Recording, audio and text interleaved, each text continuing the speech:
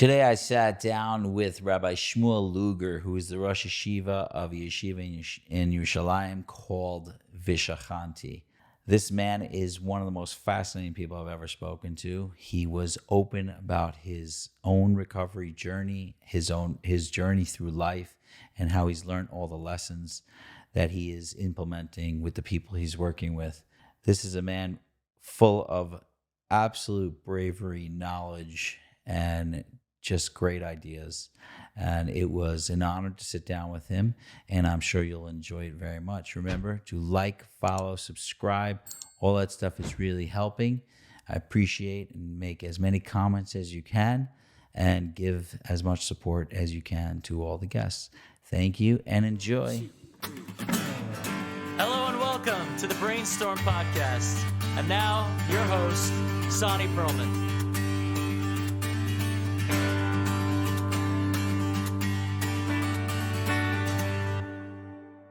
Okay, we're live. Okay, I'm sitting with Rabbi Shmuel Luger. Is that right? Yeah. I've been calling you Lunger for a while. I don't know why. Okay. This is. I will just say to the audience that this is one of those universe putting everything together type of podcasts where somebody had called me and said that you're doing amazing stuff in Eretz Yisrael, Yeshiva, and no real more information, and said, would you, I think you guys should be on a podcast. And I'm like, oh, let's set it up. And then you were here, and then we set it up. But I am left fairly in the dark of everything about you, although we just talked for a little while. So I figured, in most podcasts I don't do this, but I figured I could start with, could you tell us a little bit of your background? And you told me some of it, but sorry to make you do it again. But tell us a little more. First of all, thank you for coming. Tell us a little about your background, what brought you to today, and what you're doing, and then we'll talk. And I'll cut you off if I have any questions or anything. But who are you? Who are you? Sorry. Thanks for having me.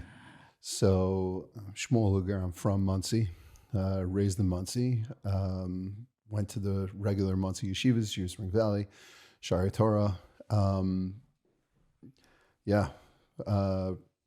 Fairly normal childhood.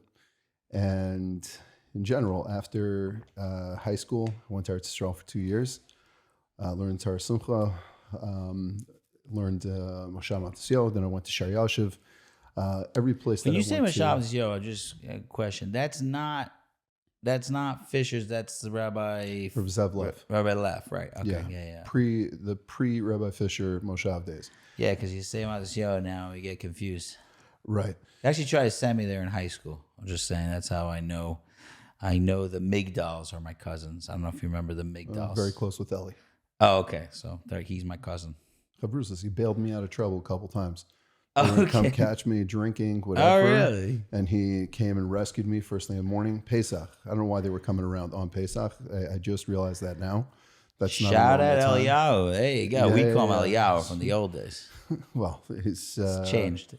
Well, we called him Eli, but Okay. Eliyahu is, I think, what people call him. Yeah, they still call him that. And yeah, he bailed me out a couple times. I came back to America. I was in Sh'or Yoshuv, and started working as a rabbi, started giving some shiurim in places, left all that behind, and just had a nice, wild journey, which culminated in me going back to Eretz Yisrael, making aliyah, seemingly on a whim, but not really.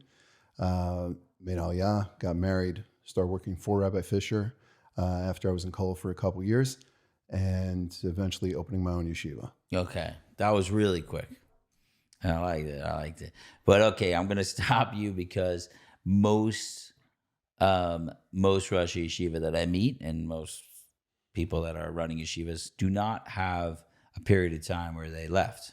Mm. And you just inferred that you did, and you told me before, and I don't know. That was at around age 20 or 19, 20, that age. When did you start straying kind of from the path? It sounded like you had a decent regular path, and then there was a hiatus. That's really I don't know how much you're willing to talk about, but the hiatus was, what was that about? Like what?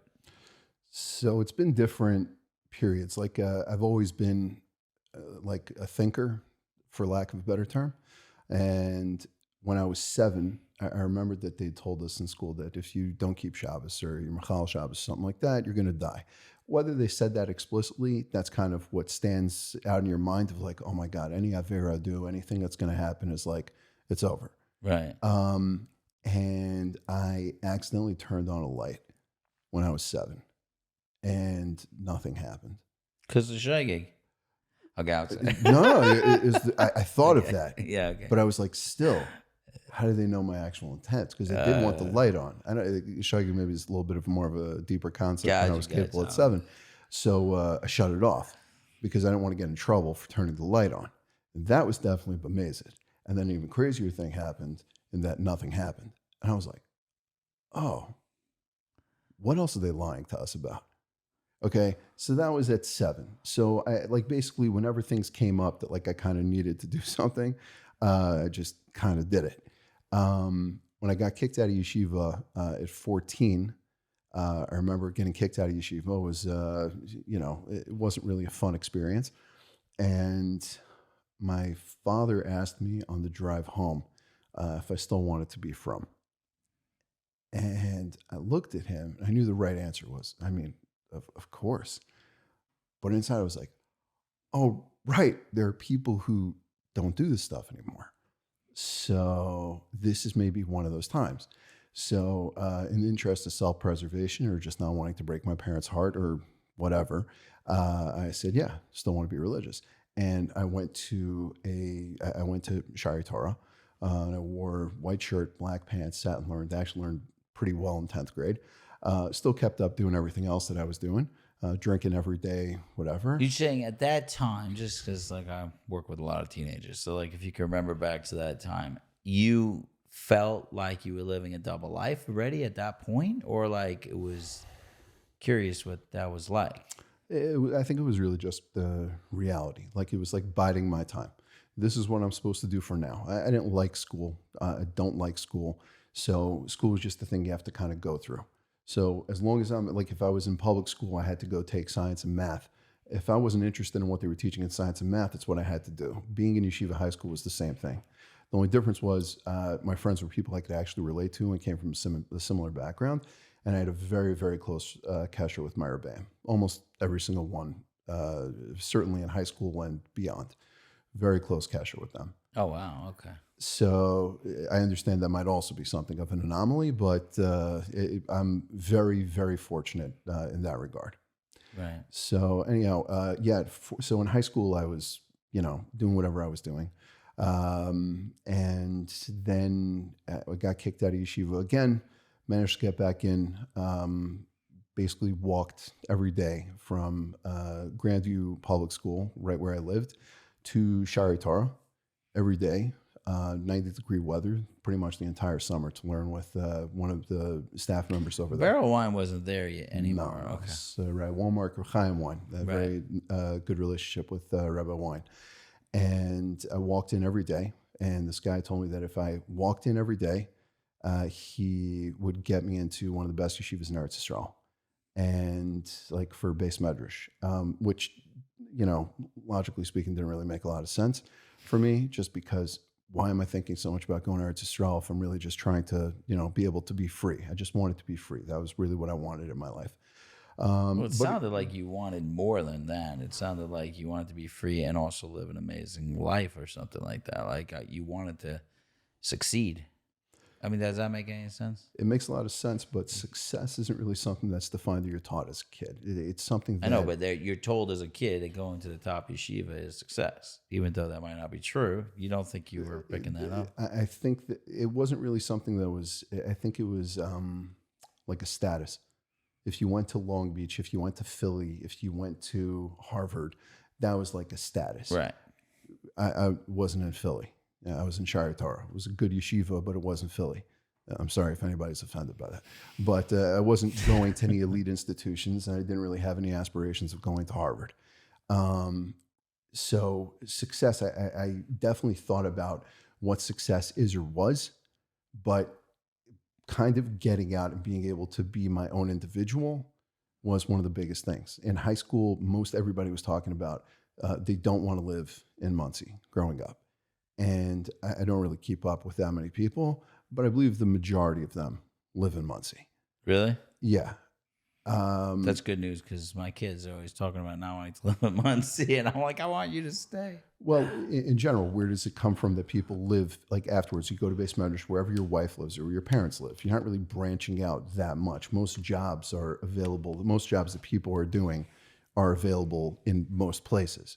So family, friends, or whoever you came back from Israel, your wife's family, something like that, are going to be the factors that led people to make the decision of where they live, which I question that whole thing in general. We've had discussions about these things in yeshiva of picking the right community for you. And if you remove, my wife and I have these discussions about if you removed one factor, let's say you had 10, 20 reasons for wanting to do something. Mm-hmm. How many factors would you need to remove for that decision to change? What's the best place for you?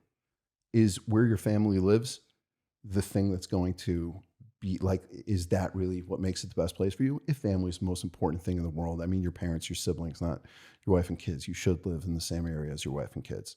Well, eventually you become their parents. And then they have to decide. That too, but it's something that... That's what's happening to me. Your parents live here? No. My kids are getting old enough to decide if they... Oh, parenting for you. Yeah. Yeah, it's true. I agree with you until I became the parent in this story. I'm just saying. I was with you until then. And then I'm like, no, family's the most important. Well, think back to everybody where they're from, but like what led them to stay there? A lot of people are just buying into the narrative of how things played out rather than accepting that like life just presented a series of circumstances and I couldn't find a reason to say no. So you're not really taking aggressive action in your life to say, I'm taking ownership of what's happening here. They just go with whatever's in front of them. Same as I was saying about myself in high school. I just took what I was dealt at the moment. And I was like, okay, I'm not going to look for a more aggressive hand. I'm not asking the dealer to give another card or something like that. I'm just like, stay. I'm going to ride this one out. If I win, I win. If I lose, and that's it. Well, I could tell you that in history, this is a very, very new concept to go and pick a community. It's like, we may all be wrong about this. I'm saying it's like, when I think about history, people did not go 50 miles from where they were born ever. Like, you'd have to be royalty to move that far away from where I go 50 miles a day for work. That's not a thing. But the picking of, it's interesting. I wonder how much that's also destroying us. Meaning, I'm talking about numbers. When I think about what I believe is actually the problem of all of our problems, like if we got to get to the bottom of it all, is that all the communities have broken up into we're scattered all over the world. And even, it's not just scattered all around the world, we're scattered just to the next town, so we don't see each other anymore. If I would argue for anything, it would be to bring back what you're saying is bad. You hear what I'm saying? Like, even though it makes no sense, stay with the people you love. I moved to a new neighborhood. I got to find new friends, new people, new shul, new everything. None of them are going to love me as much as my family, even the toxicity of my family. Meaning, like, I believe, and this is going to sound a little bit like, I'm romanticizing, let's say, like the Shlita life, which was not great. I'm not saying it was great, but I could tell you that I believe you probably had 50 people in your family that loved you very much. And then there was like 2 or 3 toxic people, but you didn't get rid of them because they were just part of the mix. You couldn't go anywhere. And that's how it was. I wonder if we threw out the baby with the bathwater. You understand? You're picking a community. You hear what I'm saying? So, giving a little pushback here. Yeah. I know. I'm glad you said it. So I want to answer you with an analogy about mayonnaise. Of course. Yeah. I knew you were going to say that. Thing. Right. You get to say it's like a famous story. No, okay. So yeah, let's talk about mayonnaise for a second. In the Soviet Union, there were, I'm not sure exactly what the supermarkets looked like, never went there. But for the most part, from my understanding, there were, let's say, 2 types of mayonnaise. And after the fall of the Soviet Union, let's say around 91. So other branches were able to open. I don't think they were like grocery stores. I think it was like government run supply centers, whatever it was, whatever the supermarkets were. And afterwards, there was competition. Other places opened up. And everyone wants to be American, Western society, all that stuff. And the options that they offered in terms of mayonnaise went up to around 17. Okay. So some people went around after things had been there for a few years and people had time, these, former Soviet country population, whatever, they were interviewing all these people. And they asked them, what do you prefer?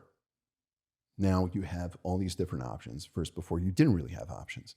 And the people said, yeah, we don't need 17 different types of mayonnaise. We were fine with just having the two. It's what they were used to. Right. So that would seem to go with what you're saying. That being said, I disagree. First of all, I have to. I was like, you're giving me a mamish a muscle. Hold on. That's my OCD. A mamish a muscle for me. Okay. I like that one. I got a great muscle that you should use because if you like those, Costco does exactly that.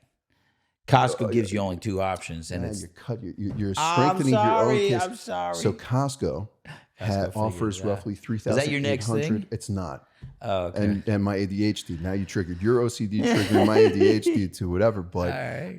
Costco offers 3,800 products roughly. Right. Walmart has something there of 122,000. Right. And people talk about the decision.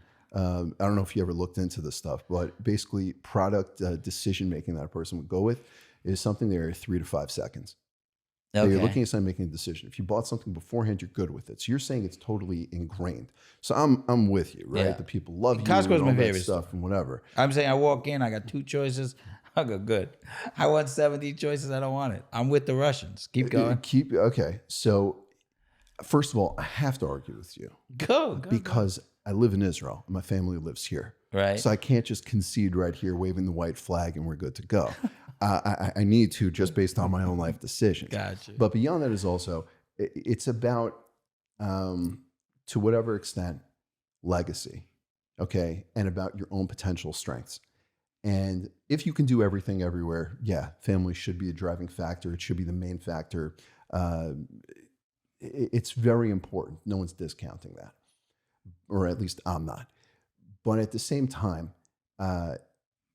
those things weren't an option back in the day in the shtetl. The 17 different types of mayonnaise isn't the same because at the end of the day, it's just mayonnaise. Life is not like mayonnaise. That's a new bumper sticker I'm going to create. Life is not like mayonnaise because it's not just something that's like, okay, if it's this, it's a little different, right? Everything comes down to the decisions that you're making is basically what's informing your life. It's like choose your own adventure. So if you stay in the same town where you grew up, then you're limiting your influence, your reach, your legacy to that place, right? Everybody knows about some guy who played high school football, and in that town, he's a legend, right? But you can't compare him to Tom Brady, okay, who's a legend everywhere. You can't compare apples to oranges, even if you're both classically, they're fruit. Okay. So if you want to have a bigger impact, you're going to need to go out and expand your roots. You're going to need to expand your general reach. And therefore, it's not just like, oh, it's a simple decision. That's what we want to think. But ultimately, if you have a dream of being something bigger, of doing something bigger, then that's what you need to go with. Now, I'm not saying about myself or for anybody else that you want to be something bigger. The point is, for what you're trying to accomplish, where is the major leagues of what you're trying to accomplish? And in a lot of cases, that's not going to be there. So you have to make a decision to either say, okay, the most important thing is to be around my family, to be around my childhood friends, to be around my Rebbeim, who I grew up around and stuff like that. And that's great. That's 100% an amazing, amazing thing. Then there's other people who are saying, but what I'm trying to do in this life is something bigger. And to do that, I need to go to Hollywood, Lamashal, right? And therefore, that's a place that can do it. Can you shoot the movie in your own hometown in Oklahoma? Yeah. But who you have to work with, the writing, the talent, everything like that, those people are going to Hollywood. So go to Hollywood. Okay, so I would say that there's two factors here. And you're saying, this is the argument I get into with my wife all the time. Anybody listens to this podcast can be very excited because I only say amazing things about my wife. So even saying an argument is going to make people excited. But because she's amazing. But one of the things that I spent a lot of time, I don't know if it's called legacy, but like my mission was change the world, like really, really in a big way, change the world. And almost to obsession, I would say. Like there was a lot of good that came out of it, thank God. But it was my wife always saying, "You could change the world right here. You need to come back, be with your family, be with your kids and your wife. That is changing the world, and you could also make impact with change the world. Actually, this podcast is one of those things. I was going out making a lot of lectures, and I decided I don't really love the like spotlight of the lecture, so I could like change the world from my basement in Monsey, New York, by making a podcast, and thousands of people watch every single week. So it's like that's a big lecture. So that first argument, and not argument, but I'm saying the first thing was a big discussion me and my wife, and I still fight as an internal battle, which is I want to go out, I want to make legacy, I want to like just shoot beauty into the world and like put great stuff out there. And in that sense, yeah, you got to run out, you got to go, you maybe got to leave your family, maybe you got to actually leave your kids for a little bit, and like maybe you got to do a lot of sacrifices to do that. But and the other part of me is I just want to be home with my family and loving each other. But the factor about legacy, like I hear what you're saying. The only thing is that I am peddling in the idea of life satisfaction and joy and like people living good lives. And when I study the numbers, let's say in third world countries where people are stuck in villages, they're poor, they're going through trauma, they're going through all the worst stuff. All the happiness studies there are doing way better than everywhere else in terms of life satisfaction studies. They're miserable in the sense that they can't afford anything and they can't this, but they are happier with their family life. They're happier with joining together. They're forced to be together. The countries that we've separated everybody out in, we're dealing with a mental health crisis of astronomical proportions. Like it doesn't stop. I mean, just myself, the amount of phone calls I get a day, it just doesn't stop. By the time I finish this podcast, I will have another 30 phone calls on my phone that I got to figure out how to deal with. That is what's going on, even in our tiny little community. So to me, it's like, I understand the idea. Listen, I don't live anywhere near my family, and they all spread out. Everybody went in different directions. And for a long time, I actually was like, how are you still in Far Rockaway? Like that little backwater place, like that's how I think about it. I love Far Rockaway. I love Far Rockaway too. I just can't imagine someone still be where they started. It's very weird to me, like what you're saying. Okay. You know what I'm saying? So what I was saying is that, like, I think that if we don't figure out how to make tight communities again, we're in big trouble. That's where I'm like at there, even though every part of me is kind of repulsed by it. Like I don't want to be stuck in a little community with all these people around me and everybody knows, and it's a bungalow colony and everybody's in each other's business. But I know from the numbers and from my experience that is the most powerful. Like we'll take it like the 12-step community to like the tighter these communities get, the absolutely more powerful your own self-esteem gets. And so that's what I was saying in terms of like spreading out. I guess you could go somewhere and make that happen. So two things. One is what you said. I really like what you said, honestly. But two things. One is legacy. The way that I was saying it is nowadays you don't really need to leave just because technology has made everything so accessible, despite the fact that we're having this conversation. And I think it's an interesting conversation. I think that people would want to comment on and, give their 2 cents. So technology has really expanded that. You don't really need to go. You could be in Oklahoma, like I was saying before, or any other place. And that's great and good. So you don't have to go these days like you used to in the past. Pretty cool. 1,000%. The other thing is, what you're talking about community is there's a difference between tight and numbers. It's basically quality versus quantity in terms of if we want to put it like in those terms. Because you're saying tight, so I'd really say what you mean is quality rather than the quantity.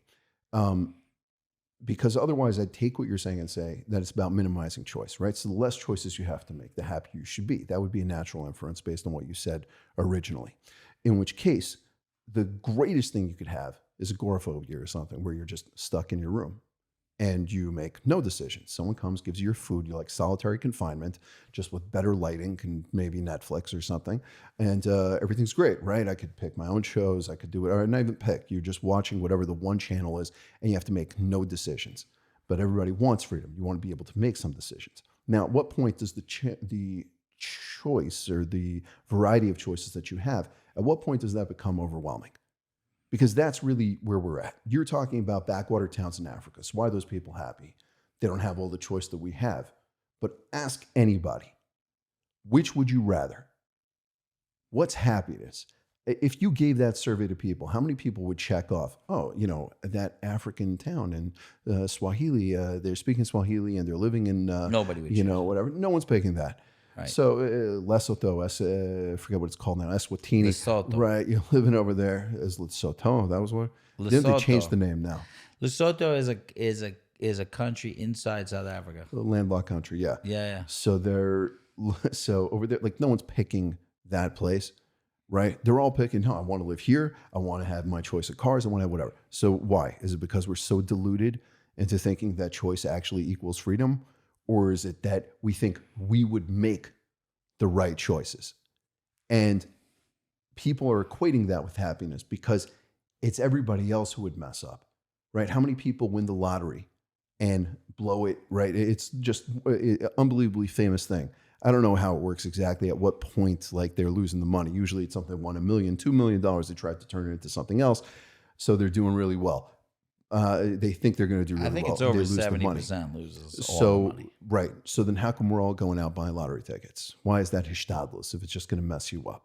Because I wouldn't make the same mistakes. It's everybody else who's making these mistakes. Me, I got it right. My favorite line possibly of all time is from George Carlin. He said, you ever notice when you're driving that every person going faster than you is a maniac and every person going slower than you is a complete idiot? It's like, I'm the only one who's got this thing figured out. Right. Right. Everyone else is just, if they knew what I know and were able to do it the same way, then they'd be successful. But otherwise, nothing to talk about, right? I'll have it figured out. And that's why we can't let go. It's arrogance. It's arrogance. It's gaiva. It's, narcissism. It's all these different things, but it's not. It is, if you look at it on paper, to say, how is it that you possibly think you know better than 99.9% of the population?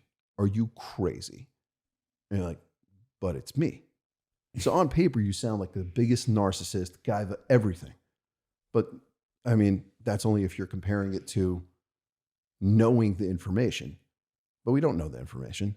Right. So therefore, it's just, I want to make those choices, and that choice is going to equal happiness. Well, you are talking about statistics. We're wrong, meaning money doesn't really affect happiness. It just fixes the money problem, which is good. I like money. I'm a big fan of money. Right. Huge fan of money. I used to actually think money was evil. I really did. But I'm all for it. I'm like, that's Team capitalism. Team capitalism. I don't need capitalism. I would do all the other forms as long as I had tons of money. That's fine. You guys can do whatever you want. Dictatorship. Maybe dictatorship. I could go for that. Go on record. I would like to be the dictator from my basement. Okay, so it's not that I'm disagreeing in concept, but I will say that we all think that, I do say with this, like, I probably would lose the money, but I really would love to try that Nisayan. Like, give me a shot at it. Like, give me a shot, Yeah. I do have a max. You don't want too much money because then you don't know who your friends are. What's your number? You got to have, my number's 20 million. 20 million. That's it. I don't want to go further back. When I hit 20, I'm going to want much more. When I hit 20, it's going to change. But until then, that's my number. I just think that at 20 million, you can still kind of trust your friends. You get to like 100 million, like nobody's your friend anymore. I'm sorry. I don't know who your friends are. I don't know who your relatives are. You're going to find new relatives you didn't know about. Anyway, what I'm saying is that we it's interesting because I've said a lot of this stuff. Like I was on the Ellie Nash podcast. I don't know if you know of it. It's called In Search of More. Awesome podcast. And he was saying like, okay, so you're trying to fix this problem with community, and you're trying to kind of take everybody and put them back into a village. That's kind of my goal. I like to stick everybody back in a village. So like these urban villages. Okay, so now what are you willing to get? Like, should we, do a nuclear weapon and blow up the world? And like, now we're stuck in villages anymore because we're here. So my thing is like, I love everything that we have. It just seems to be fighting against the idea of a village. Meaning we have the ability to get in a car, go away. I could visit my family in 45 minutes. So therefore I can move an hour away and still feel like I'm near my family. No problem. But the truth is, if you move an hour away, you're not with your family, even though you think you are. So we have, since the Industrial Revolution, we've separated, all left our farms and moved all over the world. And we're not able to make these villages that I believe are super important to keeping people, their well-being and their happiness together. And we see this over and over in villages. It's not just poor villages. It's just villages that people are happier in villages. And I don't know if it's about happier. It's also about coping. They have better coping mechanisms living in villages. We have to go over those numbers, but that's how it is. So what am I willing to give up? I'm not willing to give up any of the technology. I'm not willing to give up any of the money. I'm not willing to give up any of these beautiful things we have. I'm just trying to figure out how to put that back in a village. I don't know where we're going with this, but I will tell you that's the idea. I don't want to give anything up. And the fact that you just said I don't have to go anywhere to change the world gives me so much joy in my heart. Like, because of technology, I could sit here, say my ideas to the world. Here's an example. We started a group called Mavakshim Anonymous, which is a group of guys that we just work on ourselves. Seekers Anonymous. We're just working on ourselves. And we're just together. There's no common addiction or anything like that. It's just a bunch of guys working together on different topics. And it's been wonderful. And there's ups and downs. Sometimes it's working better, sometimes it's not working as well, but it's been really supportive. Because of me sharing about it on a podcast, 6 or 7, maybe even 8 different groups have started since then. I'm sitting here just talking about it. So to me, maybe this is part of the answer of like, how do we change the world while still maintaining this beauty? I want my cake and eat it too. That's what I'm trying to say. You hear what I'm saying? And sometimes I don't think, when I'm not challenging people who leave their families, I don't think the option of staying with your families are really there anymore. How am I going to stay with my family? How are my kids going to live on my block, where my block went from $450,000 to $1.5 million within 5 years? Like, how my kids are going to buy a house near me? They can't even go anywhere near me. There's not even a chance. So I don't even think it's a reality. I'm just trying to figure out how we could have everything and bring it back. These are the ideas. You hear what I'm saying? I do. I think it's a little bit of an oversimplification. No problem. I can't get that deep. Okay. That's true. It's hard to cover every facet. But, it sounds like what you're saying is also like the intersection of emotions, like an emotional side to things, I guess, and the intellectual side. Right? Because you want all those things, even though intellectually you think that the emotional side is really what's going to lead you to happiness, which makes sense because happiness is an emotion, right? But intellectually, we're trying to spur ourselves to happiness, right? If I just, think my way into happiness, it will just, if I get everything that I want, the happier I'm going to be. That's really what we equate happiness with, getting everything that we want. The more I have, the happier I'm going to be. Right? Is that actually how it is? No. Okay. Actually, Chazal say it's pretty much the opposite. A person being able to have self-control, right? That's where your happiness is going to come through, right? The famous maxim they say, right? I remember in elementary school, like seeing it on the board, some muscles, Ezehu Gibur HaKavish Yitzra, right? So I'm saying if you're Kavish Yitzra and your mamish have self-control, that's happiness. So what does that mean? I don't eat the cookie. I don't take the other drink. There is a level where I'm supposed to have those things. You're supposed to enjoy this world. Sha'ar B'china is, everyone's learning Sha'ar B'tachon with good reason. Right. But I hope they didn't skip Sha'ar B'china to get there, especially if you're learning it with the Rav Avigdor Miller's, like the Sefer or just the shiur that Rav Avigdor Miller gave. Is like, there's an amazing world over here. Just driving onto this block. I'm from here. I lived here for 17 years of my life. You know, I didn't know there were so many ponds. It's amazing. And people have There's this a pond right in on the the corner. backyard There's- here. You have a pond over here. There's someone else that's that. Like, I'm like, how do I get that? I mean, I love water, but like, I mean, I don't know how we import this to Eretz Yisrael, but like the world that you have around you is unbelievable. Shaarei just in general. So we have to understand the difference between emotionally wanting things and the intellectual thing. Based on the decision you make is kind of how do you operate? What did you do? Did you exercise some self-control, or were you just following what you think is going to lead to that happiness? The other thing is that I have a problem with what you're saying is everything you're saying is great. You don't need my validation for that. I'll take it though. Okay. No, I'm kidding. But there's more. But there's Because the other side of it is, so that satisfies the community side. But I'll go back to the idea of legacy. And when I say legacy, I'm not saying that you should be well known. You are. But I'm saying in general, it's not about being famous. It's more about you fulfilling your tafkid and your own potential. Potential, like top 2 dirty words you could hear in yeshiva as a student, at least, right? Yeah, it's when they're about to get kicked out of school. I got so many potential speeches. I thought it was the PTA thing. Parents come back. Everyone says the same thing. Not living up to his potential. I'm like, but no one knows what their potential actually is. Right.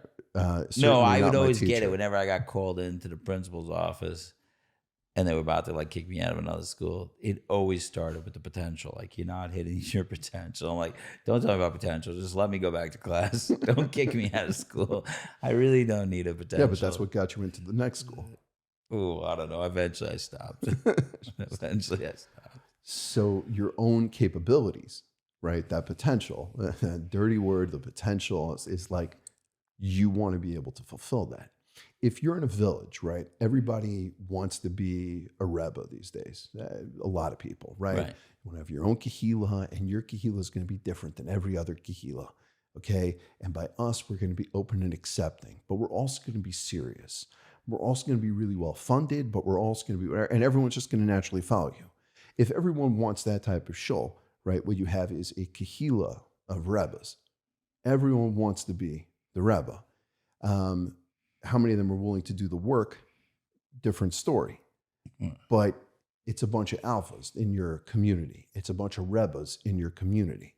If everyone's able to take a back seat, what you describe is utopia. In other words, I'm the Rebbe of being the candy man. I'm the Rebbe in terms I'm the Paisik. I'm the Rebbe, I give speeches, I'm a Chazik Da'ilim. I'm the Rebbe, I'm the Gevir in this thing. If everyone does that and plays their role, that's mamash utopia. I could not agree with you more. Okay. The problem is a lot of people aren't like that. Same thing with families. Sviva plays a big part also, what you're saying about being around your families. How many people are exactly like their family? So when we have our annual outing and everyone gets together, hashkafically, it works because we're hanging out for one afternoon. But if one kid's getting sent to this school, and if one kid's going to a modern Orthodox place, one kid's going to a regular Baal Batish place, whatever, another one's going to Yeshivish place, and the other kid's going to a Hasidish place, we're not speaking the same language. We just have the same last name. Right. And that's cool. So that's cool for one afternoon.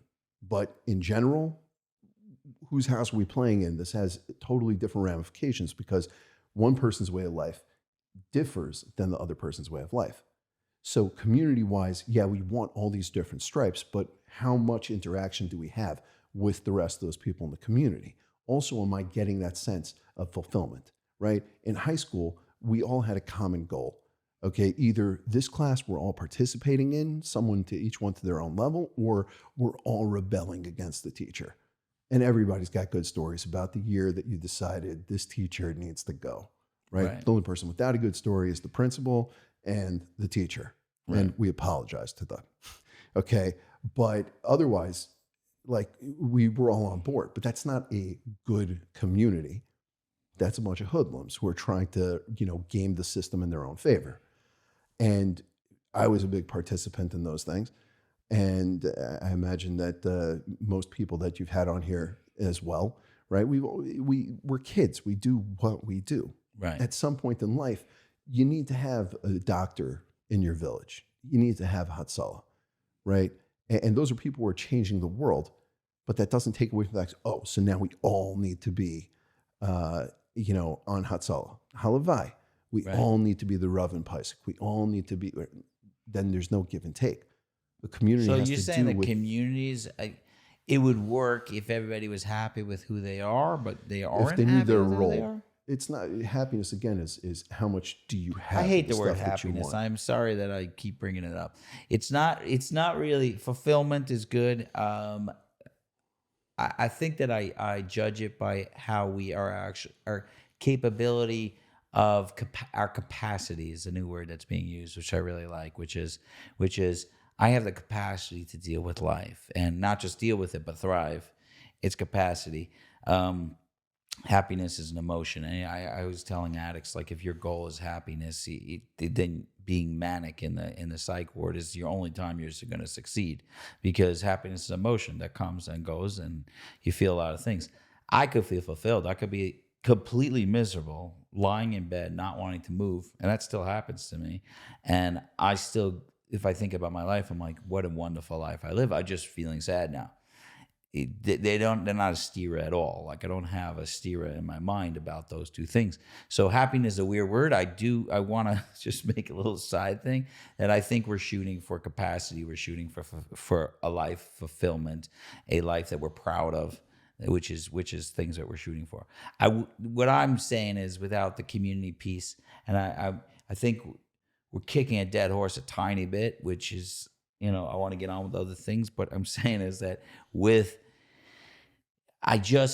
when people have to pick up, I once saw a guy on a video, he said that the biggest psyop is the fact that people want to move away from their communities, because they all move away and then they are lonely where they are, and then they go to therapy, and they all go to therapy, and they're all paying different rents in different places, and we could just stay together and be a community. It would be cheaper, it would be easier, we would be working together, so it's like this, it's this crazy thing that we're all participating in, and there's nothing really we could do about it, because first of all, I'm not going to be the carbon to stay with my parents. My parents are crazy.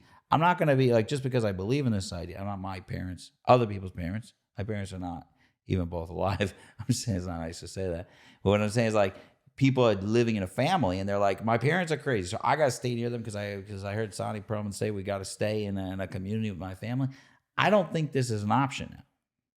I'm just saying that we have to now figure out how to make each one of the places we go into something that mimics what an unconditional positive regard that a family has for each other in its general sense. I mean, you will have some 5 or 6 terrible people in that family that are just the worst, and you're trying to stay away from them as much as possible. But in general, if you have a family of 50, 45 are pretty great, and they're really connected and being connected to you. So we have to bring that back into the world now. Okay, I don't know if that's what you want to talk about, but that's kind of my statement on this, because it's everything I'm doing. So let's get back. I'm doing the 12-step stuff, and we're bringing these communities together. It's not that hard to get people back on track. When people think it's like incredibly difficult, majority of the work is when they find a place that is really, really accepting and loving to them. And then the work starts. When you feel that, when you have, like, in the 12-step community, familiar with the 12-step community, in the 12-step community, fellowship is such a powerful experience. If I'm not feeling well, I call 3 people. If I'm feeling great, I call 3 people. I call people because I want to build this community, because I could borrow your strength when I need it. I'm out of hope, I borrow your hope. When I'm out of joy, I'm going to borrow your joy. I need to sit down and talk to you. And not only that, the person who's giving it needs it as much as the person who's taking it. That's how communities work. So certain things like that are thrown away, the 12-step community has brought back. They said, oh, yeah, we're a community. If you're a friend of Bill, you could. I've heard people in airports say, if there's a friend of Bill, come to the whatever, this counter. Somebody needs to talk to you. And like someone in the airport was like, I need to talk to somebody in the program. And a story like that, I could fall apart, which is like such a beautiful thing. And I've heard stories like that, and I've actually heard it at an airport once and realized, oh, well, I'm in on this code, That's Bill W, which means you're in the 12-step program for anybody who doesn't know. But anyway, this is my philosophy on life, is that when you bring people back to a community, the work of actually what I got to do, it's not that crazy hard because I have the strength behind me to do it. That's how I see it. So, again, everything you're saying is like utopia, and not to beat the dead horse. The only thing that I think is missing from that is the individual. We're not really raised, or we're not thinking about being the individual. That's what I'm saying with legacy, just 80 different words, but essentially just talking about being an individual. Because I'm a friend of Bill, right? And it's unbelievable where the guys who came in the same time as me, a bit before me, like where those people are holding. And you come in so broken, and like really your bottom is just wherever you decide to get off, right? Some people feel it has to be like the lowest thing, but all of a sudden you're finding like commonalities with the people around you. You're identifying we come from homes, you don't come from home, whatever the case may be. You are from, you're not from. All of a sudden it's like there's someone I have that I'm able to speak to, like you're saying, borrowing their strength. At some point, right, and this is just the clearest idea, right, of like a graduation of the 12 steps, right? It's also nice that you're going like pre-1A to 12th grade, like in its own sense, right? But then it's pass on the message to the next person. You have to have something to pass on, right? How often have you been to a meeting, or, people have gone to a meeting and someone comes in and they've been sober for 15 days, 30 days, something like that. And they put up and they're like, it's amazing how this has changed my life. And, by being sober and doing all this stuff, and like, I hear, like, yeah, definitely. No, it's good. You found people. Right now what you have is the community that you're talking about. But otherwise, I don't know what you have to offer. And I'll tell you, because of, I was working in yeshiva where we had groups, we had meetings, and guys were sober, and you could get in trouble if you were breaking the rules back in the day. I'm not there anymore, but if you were doing drugs or if you drank, then there were consequences. These guys didn't feel comfortable sharing in meetings if I was there.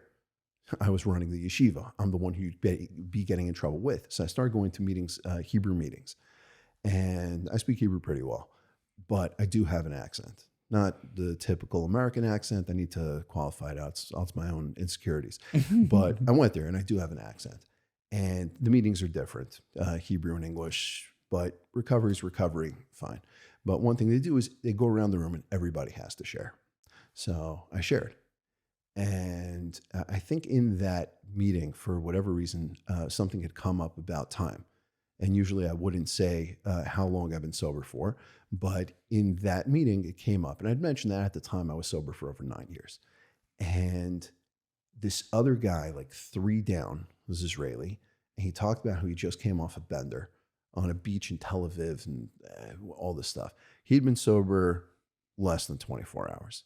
At the end of the meeting, this guy comes over to me and tells me I have to keep coming back because there's a great solution in this place. And if you go to meetings, you know that that's not uncommon. Why recovery is the greatest thing is because the worst thing 99.9% of the time that someone will say to you is keep coming back. Where do you get that kind of acceptance? But someone says something crazy in a meeting, you're like, keep coming back, right? It's one of the most beautiful things out there. Keep coming back because you're always welcome, no matter what it is that you're doing. You have a safe space over here. It's an unbelievable thing. And this guy's telling me keep coming back. And I'm like, did I say something crazy? No, I just have an accent. So I'm at the bottom of the pool. I'm an immigrant. And therefore, I'm the lowest guy in the thing. I'm looking at him like, I'm supposed to be the one being mechazik you. You just came off a bender off or something like that. Like, it's a question how seriously you're taking what's being said. And I am taking it seriously because there's no personalities in an anonymous program, right? I'm Shmuel, that's it. I mean, in life, I'm Shmuel as well. And it's the same thing, but you're able to learn something from all these people. I thought there was something really nice about that. But the more quality sobriety that a person has, right? The more quality, and it's not just about sobriety, it's about any skill that a person has in life. I should be listening to what that person has to say. Maybe not 100% of it applies to me, but there's a lot I'm able to take from that person. If a person's coming in and they're qualifying that they've been sober, it's like someone telling you they're a parent of a 1 month old. You're like, okay, so I'm not really taking advice from you at this moment. Although they will give the most advice. For sure. I will tell you that. Right? I slowed down on my advice as I get longer parent. I once gave a lecture about parenting, and I said after 19 years of being a parent, this is a while ago, after 19 years of being a parent, I discovered I am not ready to be a parent. It's like, that's when I'm like, I'm not ready. This is too much for me. Yeah, but it's funny how people at the beginning give the most advice and they have the most. I once had an older person in a meeting told me that if you want to know who's really full of it at meetings, the people that are quoting the book the most are like the most full of it. Like the people that talk about themselves and experiences and how to get, the ones that are like giving all the quotes out, you're like, yeah, it's not. You got it. You memorized the book. Did you do the work? That's the question. So, look, could I? I'm sorry, I pulled back. You mentioned you threw it in. You're in recovery. Friend of Bill. Would you be willing to share, like, when did that happen, and like how did that come about? You missed that whole point when you gave me the history of your life. Sure. If you're all right with it. Yeah.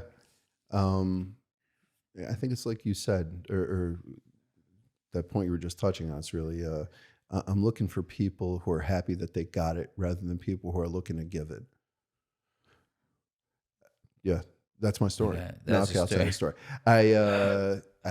Wait, could you explain that for a second? I'm sorry. I like how it sounds. I'm just trying to understand what you're saying. When you go to a meeting or when you go to anything, you're not looking for the guy who's standing there telling you what he's got, like he's selling subscriptions to a magazine or any religious program, I guess.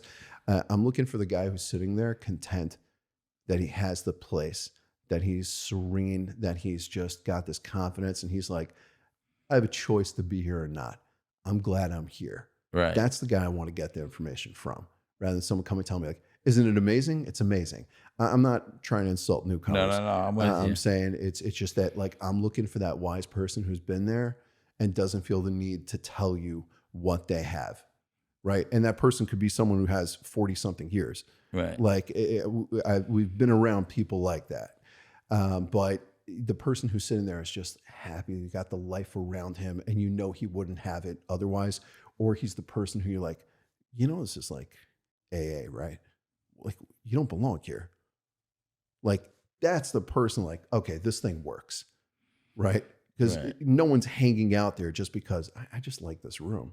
No, I'm here for a reason. Right. So my story is basically, the first time I remember drinking was 9 years old. I had like sips on Shabbos before that, from Kiddush. My father always makes Kiddush Shabbos morning on, schnapps. And, I guess with the backwash just mellows out the flavor. I had that, but at 9 years old, I went to a friend's house for Shabbos, and they had this garbage vodka, but no one knows me, and I know adults have this stuff. So I had a cup, right? Because if a little bit is good, then a cup must be great. It is, yeah. And I was 9, and I drank a full cup of vodka. Oh my God. And a guy came over to me, and like quickly, because I knew it was going to have like a burn. Right. And this guy came over to me, a Hasidish guy, and he said, "What are you doing?" And I said to him, "I just had a drink." And he's like, "That's not how you drink. Where's your father?" And I have a mouth on me, I guess, but you don't talk like that to adults. But when you're drunk, you definitely talk like that to adults. And I said to the guy, "Where's your father?" And he was just like throwing like, "What?" He's like, "How old are you?" I said, 21. And I was 9 and I looked 9. Yeah. And he was just like, "What are you doing? Like, who do you think you are?" And he was just so shocked, he like left me alone. And I was like, whoa, this stuff is amazing. So coming up bar mitzvahs, I started drinking at like every bar mitzvah. Then I just started drinking throughout. My mother at some point started marking the bottles. And I realized the best way to get around that was just to steal the bottles. You can't check where the line is if you can't find the bottle. That's true. And so I started drinking. People got me, older Bachram would get me a bottle here and there. We take from Schul's. I'm not implicating anybody else. I took from Schul's, maybe with other people, maybe not. And that's largely how I got through high school. And, I remember sneaking it into the library in Shaarei Torah, like putting it in the tiles, walking into my classroom with a styrofoam cup full of scotch. And my Rebbe was just looking like, and then I realized he didn't care. So I didn't I was still going to use a styrofoam cup because I didn't have shot glasses, but I also would bring like a Miller High Life, and I was drinking Miller High Life as my chaser for whatever. And it was just, I think it was like fun. Like at that point, I don't think I was like addicted to anything, but it was just like fun. And it's a much easier way to fall asleep in class and to just get through the day. But any other people doing it, or is it just basically you? It was largely me. There were other people who were having shots. Friends of mine would have shots as well, but they weren't drinking the same as I was, like at the time. And it's an interesting thing I'll tell you, because with teenagers, it's really hard to diagnose if they're an addict or not, because they all look kind of the same. But I have found the best diagnostic tool, and you were talking about something similar before, I think before we were on air, but the best diagnostic tool I found is just ask the friends, which one of you guys is really a problem? And they're like, that Luger guy, he's the real problem. That they just, the kids know, they're like, we're all drinking. It all looks the same to you adults, but that guy's not drinking like us. He's doing it different. They're always right. I'm saying that's become my diagnostic way of dealing with, like, who's the problem? It's a good take. Well, all your friends would be like, he's doing it wrong. Well, if you would ask me, I'd say I'm doing it right. You would be like, I got this. I'm good. Yeah, no, it's the biggest point. It's like a huge point of pride. Right. What else are you excelling in? So I went to Beis Medrash, and no one's going to tell me what to do. So I was smoking since 10th grade. But when I got to Israel, I just completely fell apart with these things. I did go to a very good yeshiva, as I mentioned before, got back in 12th grade. These guys really helped me out that I was learning with during that time. Like, there was a Beis Medrash program. Those guys kept me out of trouble. Different point, but I was still drinking. I was still doing stuff, but people kept it in line. There was like a structure. I couldn't get in trouble again. Couldn't face that smoke at home. And okay, fine. But when I went to Israel, and there was like no real sense of consequences in that, I don't know what they'll do, kick me out of yeshiva, I guess. But like, I wasn't afraid of it. And I was on my own. So my cigarette consumption went from like 5-10 cigarettes a day to 3 packs a day. It helped that nowadays, that back then cigarettes were, I think, like 13.5 shekel for what I was smoking. Nowadays, that same pack, I think, is 30 something. So I could get almost triple the amount for what people are paying now. But I just started drinking, and almost immediately I had a reputation. But I thought the reputation was, I was like the phenom on the block. You're awesome. The best. And no one in the yeshiva was like that. Right. This is not a lot of guys smoking. This is a very straight-laced yeshiva. They're not really into that. There are some people who drink, but I was at a different level. I kept drinking from there. When I went to the Moshav, it was very small yeshiva, like 8 guys in the yeshiva. Most of us were drinking regularly, getting very drunk. I'm only going to speak for myself. But yeah, there was a lot of drinking going on. And then when I came back to America, it picked up, but I wasn't drinking like 17 shekel bottles of vodka. Now I needed good stuff. Oh. And I went to Sh'or Yoshuv, and I was there Elzman. And for some reason, hoarder mentality or whatever it is, I think it really came from the Moshav, where everyone was saving the bottles they drank like a trophy. Right. So when I got to Sh'or Yoshuv, I just was drinking everything that I drank, I saved for Elzman. 40-ounce beers, bottles, everything. I kept it all just for Elzman. And on You mean you wanted to drink it on Elzman? No. I got to yeshiva at the beginning of Elzman. Okay. And just that month, it wasn't like a Holding planned on to thing. the bottles and stuff. It wasn't like a memorial keepsake. It was just, I had it, and generally people lined them up, and it was a point of pride. It did the same thing in Israel. Everyone kept the bottles they had. You go to places, everyone's done this stuff. Anyhow, at the end of Elzman, one morning, We used to make our menorahs out of them. You ever did that? Yeah, I didn't have The beer bottles. That's how I made menorahs when I was a kid. I was like, and every night you'd have to drink that amount in order to put the candle in. You didn't do that? Where were you? Missed. Where were you? I was in the Chaim Schwartz program. That was a different story. So not of my good years.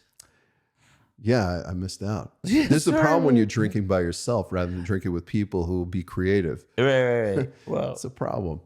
Okay, I missed out. But sorry, the menorah thing. It's sort of. Okay, I'll file it away for later. We do it with the non-alcoholic beers now. No, we don't. No, we don't. It's so dumb. It's so dumb. Okay. I did this thing where we saved it. Yeah. So the last day we one night we were just like, okay, tonight we're putting out all the bottles. So in the morning, Rabbi Tawil there were like two levels of Veckers. There was Rabbi Tawil would come in singing, and then Rabbi Meir would come around. And you had to get up when Rabbi Meir came around. You know, like we don't care about going to Shacharis. We care about not getting in trouble. So I don't need to make it on time. I just need to make it before I get in trouble for Shacharis. That's how it works. Okay. So in every yeshiva or just Sh'or Yoshuv? I think in a lot of yeshivas. Okay, it's we're taking attendance. I know when I have to be here and when I could leave.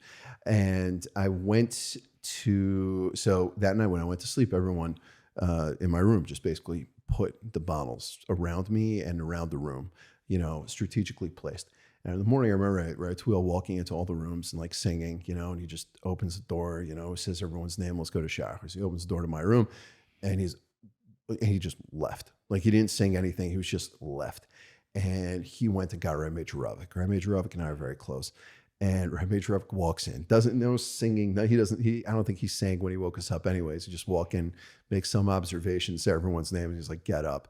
That morning, he's just said all my roommates' names. He's like, get out. Shmuel, you can't move anyways. Here, he said to me, I'm not saying if you drank this last night, you have a problem. Because if you drank this last night, you'd be dead. He said, I'm not saying if you drank this during Elzman, you have a problem, even though clearly that's what it is because you didn't come to yeshiva before El. They have a problem. I'm saying if you drank this much in your life, you have a problem. And that might be the first time someone said to me I had a problem and I didn't really know what they meant, but no one really gave me an education of what problem was. It's like I drank that. So I'm thinking liver, what's the issue? It wasn't a wake-up call. It was I drank more this El than he, in his medical opinion, which is maybe not so valid, then he thinks a person should drink in their lifetime. I'm the king. Right. And then I started getting health issues. And I found that I lied. I went with my mother to a gastroenterologist. I was having internal bleeding. And they asked me how often I drink. And I just instinctively lied. And I'm so proud of it, how much I can drink, right? But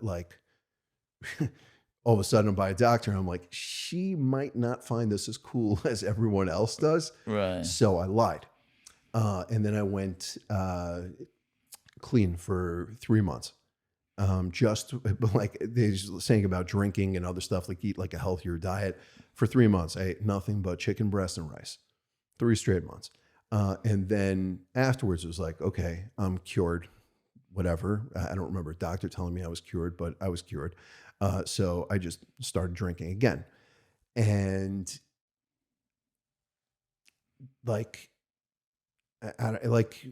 other things that were happening in my life, I just found that I was drinking as much as I had beforehand. Maybe I was relying on it a little bit more than I had, but I started noticing that people weren't as accepting of the drinking as they had been in the past. In the past, it was a little bit of frat boy culture that people were yeah, we're drinking. Now it's you're drinking too much or you're doing too much stuff that's outside the norm. At the time, I didn't really recognize it as much, but there were definitely signs.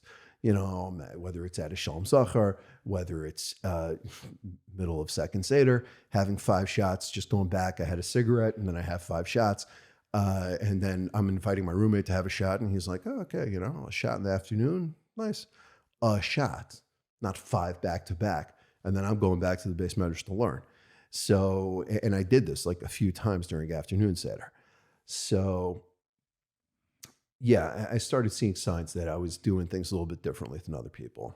And then I had some crisis of faith happening around this time. Largely, I woke up during dating realizing that as great as I thought I was doing, or as great as I thought people might think I am, whether that was in my head or not, I realized that I was not really equipped for life. So I was dating, but I didn't really know, how to take care of myself, much less how to take care of a wife, how to take care of a family. And I needed to start looking into jobs. Like I'd gone to college. It was like, I think at that time, like 6 credits shy of graduation, with no plans on finishing. And I just didn't really know what I wanted to do in life. And I was constantly looking for direction and guidance and whatever, but I wasn't really hearing anything that resonated with me. I had a lot of people who were by my side, who loved me, who took care of me, and it gave me a good support network, but like nothing was really resonating with what I wanted to do with my life. And I took a big hit. I started working, but I also realized I didn't really know what was happening. I had like a crisis of faith, and I walked away from everything. And what does that mean, walked away from everything? What does that mean? I didn't want to be part of the frum community. I didn't like what I saw. I didn't like the direction that I thought that I would go in if I was part of it, because I didn't really like where those people were holding as well. And therefore, it just came down to, I want to do what I want to do. It's time for me to call the shots. I've been part of the system my entire life. I was told what to do, what time to get up, homework, everything. There was no individuality, as I'd mentioned before. And therefore, this isn't working for me. So it's time for me to walk away. I did a lot of good stuff, I think. And I was giving shiurim, I was giving chaburos, I was speaking with people, I learned chaburos with people.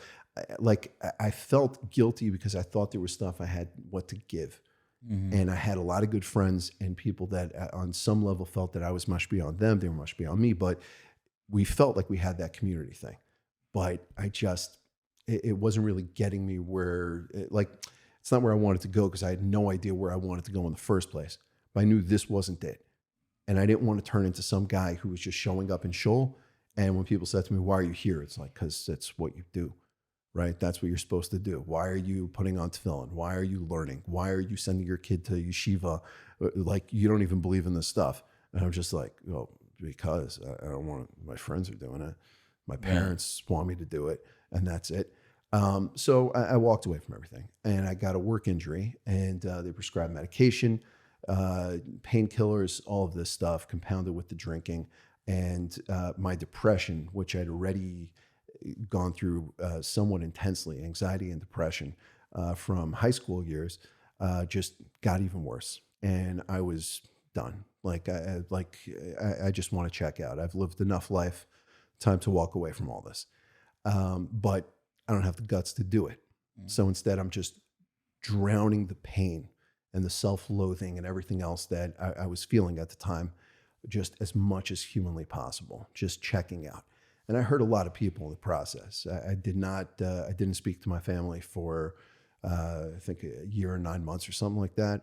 And just walked away from family, from religion, from everything.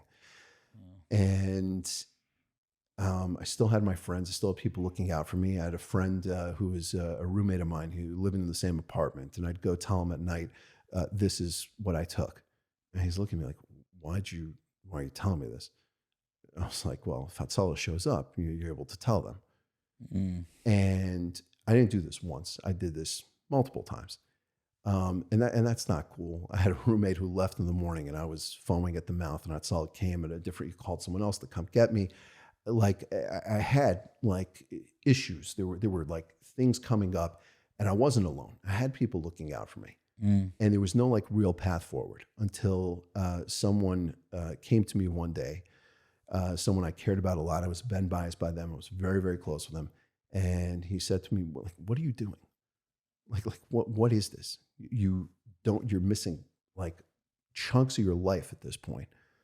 And there's just no ending here other than death, jail's institution or death. And like, what's the end game here? This isn't about being religious. This is just, what are you going for? And I said to him, I want to die. And he was like, this isn't how you do it. Like, you don't even know what you want to live for, is essentially what he was trying to say. Right. So he called Arnie, who is from Sh'or Yoshuv. I grew up with Arnie. So Arnie was, I think, sober 22 years then. He asked Arnie to pick me up. And this was January 9th, 2010, that I had this conversation with this guy. So January 10th in the morning, Arnie came and picked me up, took me to my first meeting. I remember being 20-something years younger than everybody else in that room, like at minimum, and put my hand up because that's what they told me to do, say my name, say I'm an addict, no problem. And yeah, I wish I could tell you things got better. I haven't had to drink or drugs since then, but I wish I could tell you things got better. They did not. I did find a community, but I threw myself into work. I wasn't throwing myself into my sobriety. I just started working that much harder. I had a job, I was working, and I just started working roughly, I started out, I was working 40, then it got to 60, it got to 100 hours a week that I was working, but I wasn't sleeping. I wasn't like taking care of myself. It's not like I went home, my wife had a dinner for me or something like that. I'd run out, fast food, go back home, go to a meeting. You were married at this point? No. No, okay, sorry. I was 22, and I was killing myself around the clock, taking everything to heart without any of the kalim, like that. You didn't do the 12 steps at this point. You just showing up to meetings? I went to meetings. I had a sponsor officially, but I thought, it's not so much I thought I knew better and so much as I got this. The issue is the drinking. The issue is the drugs. But I was still also like suicidally depressed. Things were not going well, but I'm just working as hard as I possibly can. And things did not get better. And about a year in, I started getting crazy chest pain, and I was having panic attacks and chest pain and just lots of great symptoms. And I started having, like Hatzalah was coming out and checking me and like, okay, you're still good to go. Thought I had a heart attack. Like there were like a lot of symptoms, a lot of things that were coming up that were just like, this is less fun than when I was drinking and doing drugs. Getting rid of it, which is the big misnomer I think that people have, is the problem is the drinking. I'm like, no. The drinking is my solution. Whether I'm happy, whether I'm sad, whether anything, drinking, drugs, whatever a person's drug of choice is, whatever their problem is, that's your solution. You don't want to deal with life. Life is the problem. That's one of the first steps it's saying, right? In our lives have become unmanageable, right? It's saying, oh, my drinking was unmanageable. If not for that, everything else is great. This is such an important point because you're saying so many people don't realize that an addict that just stops, it's literally pulling out the only thing that was keeping them going. 100%. That was it. Right. And now you're like, okay, now you don't have that, but you still have all the problems, but no solution. That's why the 12-step program is like, do the solution. It's like, right. Well, you have to listen. Right. So I was going there and listening. And I think the thing that helped me the most was the fellowship. If not for the fellowship, the community, as you're saying, I would not be alive today, amongst other things. But I would not be alive today. Those people, like, it kept me in check. It gave me a place that I had to go to, and it gave me the momentum to get to the next meeting.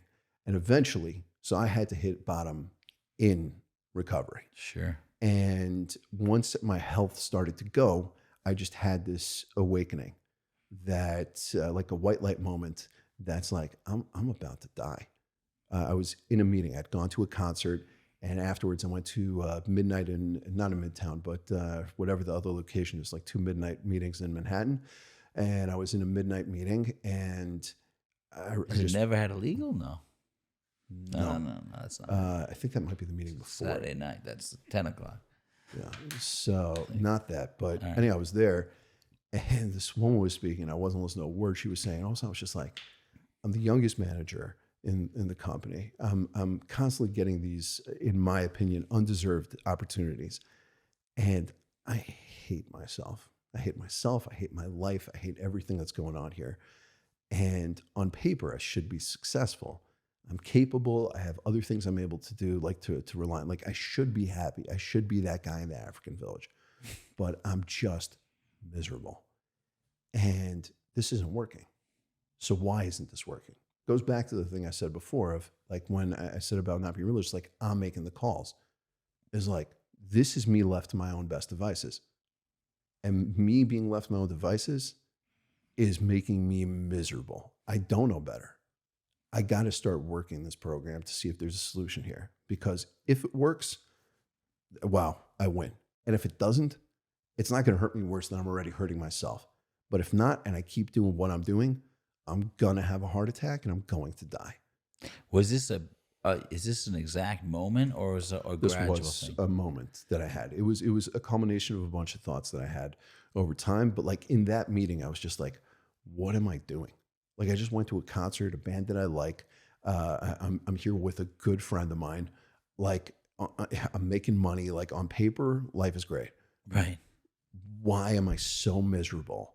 And why is my blood pressure like through the roof? And I wish I could say it ended there, but it didn't. I reached out to my sponsor. I'm going to start doing work. I'm going to start doing stuff. Like it wasn't like I hadn't done any step work, but like I wasn't committed to it. And a week later, I had like a panic attack to end all panic attacks. Work-related stuff, just things that are beyond your control. Serenity prayer stuff, just not recognizing it, trying to control the situation. And a whole crazy story happened. Whole long crazy story, but basically, I had a crazy panic attack and was saved. FDNY was called, like, and they came to check me. There was like 2 different things that happened, and when they checked me, they took my blood pressure. They were shocked I wasn't in cardiac arrest. I was 23, and they're like, "Why?" And I was totally cool, calm, and collected, because I knew if I wasn't, not because of a heart attack, just because if I was not, then they would think I'm mentally unhinged and they're going to throw me into a psych ward and I'm not getting out. Right. So I just was able to hold it together. And therefore they were shocked when they took my blood pressure and saw that my blood pressure was so high. And I got out and I called my boss and I said, I quit. I can't do this. I don't know how to handle life. I can't handle this kind of stress. And my boss, amazing guy. And he said to me, just take a little bit of time. We're putting you on medical leave and take a little bit of time. Let's take it from there. They don't want to lose me. And I just got in my car and drove to Miami. And I sat down and just started thinking and writing, like journaling, working through stuff in my own mind. And it was like, okay, it's time to let go and let God. I got to do whatever it is that people are telling me to do without questioning them, without arguing every single point. Just show up, do what you're told to do. Get down to basics. You're not better than anybody else. You're no better than anybody else. If they're telling you, you have to humble yourself. You have to take the eitzahs and follow a program. And I went back to New York and I got a sponsor, a new sponsor. And I started working a program and I started implementing what I was learning. And then things started getting better.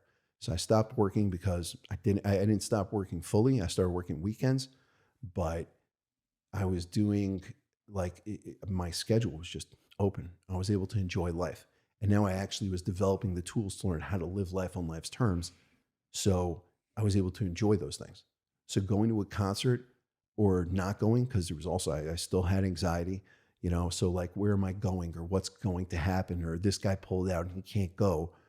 So I could still go. I could still have a good time. And if I don't want to go, the world isn't ending, right? Whether it's, and it's not just about like a concert going, not going, whatever. It's all this different stuff. I enrolled for my last semester in college and I wasn't able to get the books and paperwork and different stuff done, then it was like, it was okay. Like, okay, so this semester is not going to work. I'll go back next semester. And I did, and I graduated. But like all of a sudden, this basic stuff that I felt that most people know, I don't know how to deal with those things. I'm an alcoholic. I have to learn how to do those things. Right. And this was stuff that taught me how to become a person and how to take a look at my side of the street and what I'm able to take achrayus for the stuff that I can't control and to let go of the rest of it. And in the Frum community, they don't really teach these things. I don't think they're teaching us anywhere else. I'm just saying that I'm very close with Dr. Friedman. In Israel. Yeah. So Dr. Friedman has been a catalyst for a lot of things that I've done because he's constantly pushing me and just open the yeshiva, do this, do that. He's pushing me all the time. And I met him because we hired him to be the medical director at Fisher's in the Old City. And he like supervised the team. And I remember once having a staff meeting and he was talking about kids doing drugs. And he said, no one goes from marijuana to heroin. And what are you talking about? And he's like, that's just not what people do. You're always like, there's a progression. Okay. So not in the Frum world. What are you talking about? My drug education was from playing Drug Wars on TI-83 Plus graphic calculators. Right. And we sent them across. Remember the Palm Pilot craze? Everyone would send. I mean, I remember it exists. games. I never did it. You never played Drug Wars? I'm a little older than you. I'm like got 10 years on you. Okay. I think. Well, there were these games. It was, I remember them. I just remember I was already married, you know. Okay. I was like trying to do my life. So for anybody who's around my age, we played TI-83 You're Plus. aging. So we had a calculator. There's like during math, you're playing, and then there's a spike in like the drug market, and it's like, okay, so we know what the good drugs are based on playing these games. It wasn't like someone came around from DARE or one of these types of projects and tells you how to do drugs safely or not to do drugs. Or it's like, it's just the double you do it. You don't smoke, you don't drink excessively, you don't do the rest of the stuff, and that's it. So that's not how it works in the Frum world. No. Because we just know what the good stuff is. I dealt with a Hasidic guy who never drank a drink in his life. And he started drugs on crack. Someone just gave him crack. And he just did crack. And then 6 weeks later, he was living away from his wife in a crack house. 6 weeks after he had like 4 or 5 kids at home, he was living in a. I was like, the Hasidic community knows how to do it right. But this, what I'm saying is that in the Frum world, it has to be normal to do pot for it to have that progression. Right. It's not normal to do any of this stuff. So it's the same not normal to do heroin as to do pot almost. So how much do you find that that's something like an outlier? It's an outlier in the secular world. But the story that I just said. Yeah. That story has happened in many different versions. I will say the Hasidic community, I see it the most because they're the most like kind of insular. Like they have no exposure at all, and then full exposure. It goes from 0 to 1,000. I've seen it much more. But in the very yeshivish world, I also see it. Like I don't see it in the Orthodox world. The Orthodox world is regular progression. In the very yeshivish and the very Hasidic, it's not such an outlier. They're like rocket ships. They discover this, or they're just alcoholics. Like they started alcohol, got more and more and more, didn't really ever go to drugs. I'll tell you something interesting because you talk about data, and we do this whole data set in our place. Like I've many data sets, like 5,000. It's like I got to compile it all and do a lot of work with it. Maybe you'll get involved at some point because you love this stuff, but. One of the things I saw is a correlation between, we ask a question on Judaism, like rating your relationship to Judaism, rating your relationship to your father, rating your relationship to a mother.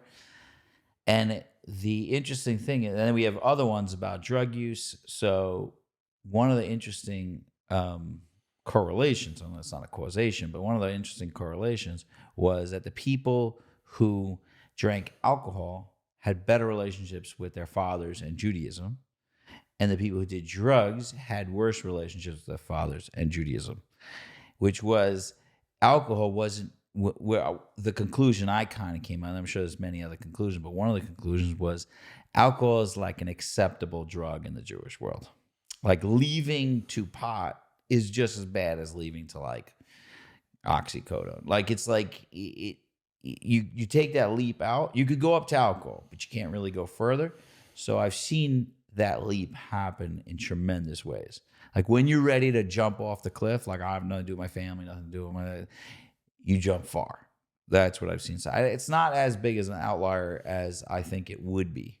So I'm saying I'm experiencing very similar to what you're saying. Like Dr. Friedman, like he was working with the secular world for a long time. That makes sense in the secular world, not in our world, which is fascinating. It's cool that you picked that up. Anyway, so I really appreciate you saying all this. The thing that I appreciate the most is that majority of the time you hear people talking about recovery. You don't see someone who's like married with a family. Like, people don't want a Rosh Yeshiva, like living these. They don't want to look back. So there are many, many people that are doing, like that have really, really great lives that are in recovery and are living really successful lives, but they won't necessarily say it. And I think a lot of people have lost faith because the only people that will get out and say I'm in recovery are people that are kind of left the community, or they don't look like someone that we would be like, oh, that would be nice if I could be that and have a beautiful family in Israel and run yeshiva and influence people and spread good light into the world. That's why I'm saying I'm thanking you for myself. Like I appreciate, it's very rare that someone would share a journey in this who has made it, which I think is a shame, but I will say it's beautiful. It's very beautiful. I appreciate it. But okay, so question, in terms of running the yeshiva that you're running today, which I don't know much about yet, and I really would like to know more about, how much of this 12-step stuff is influencing the work you're doing with the guys you're working with today? A lot.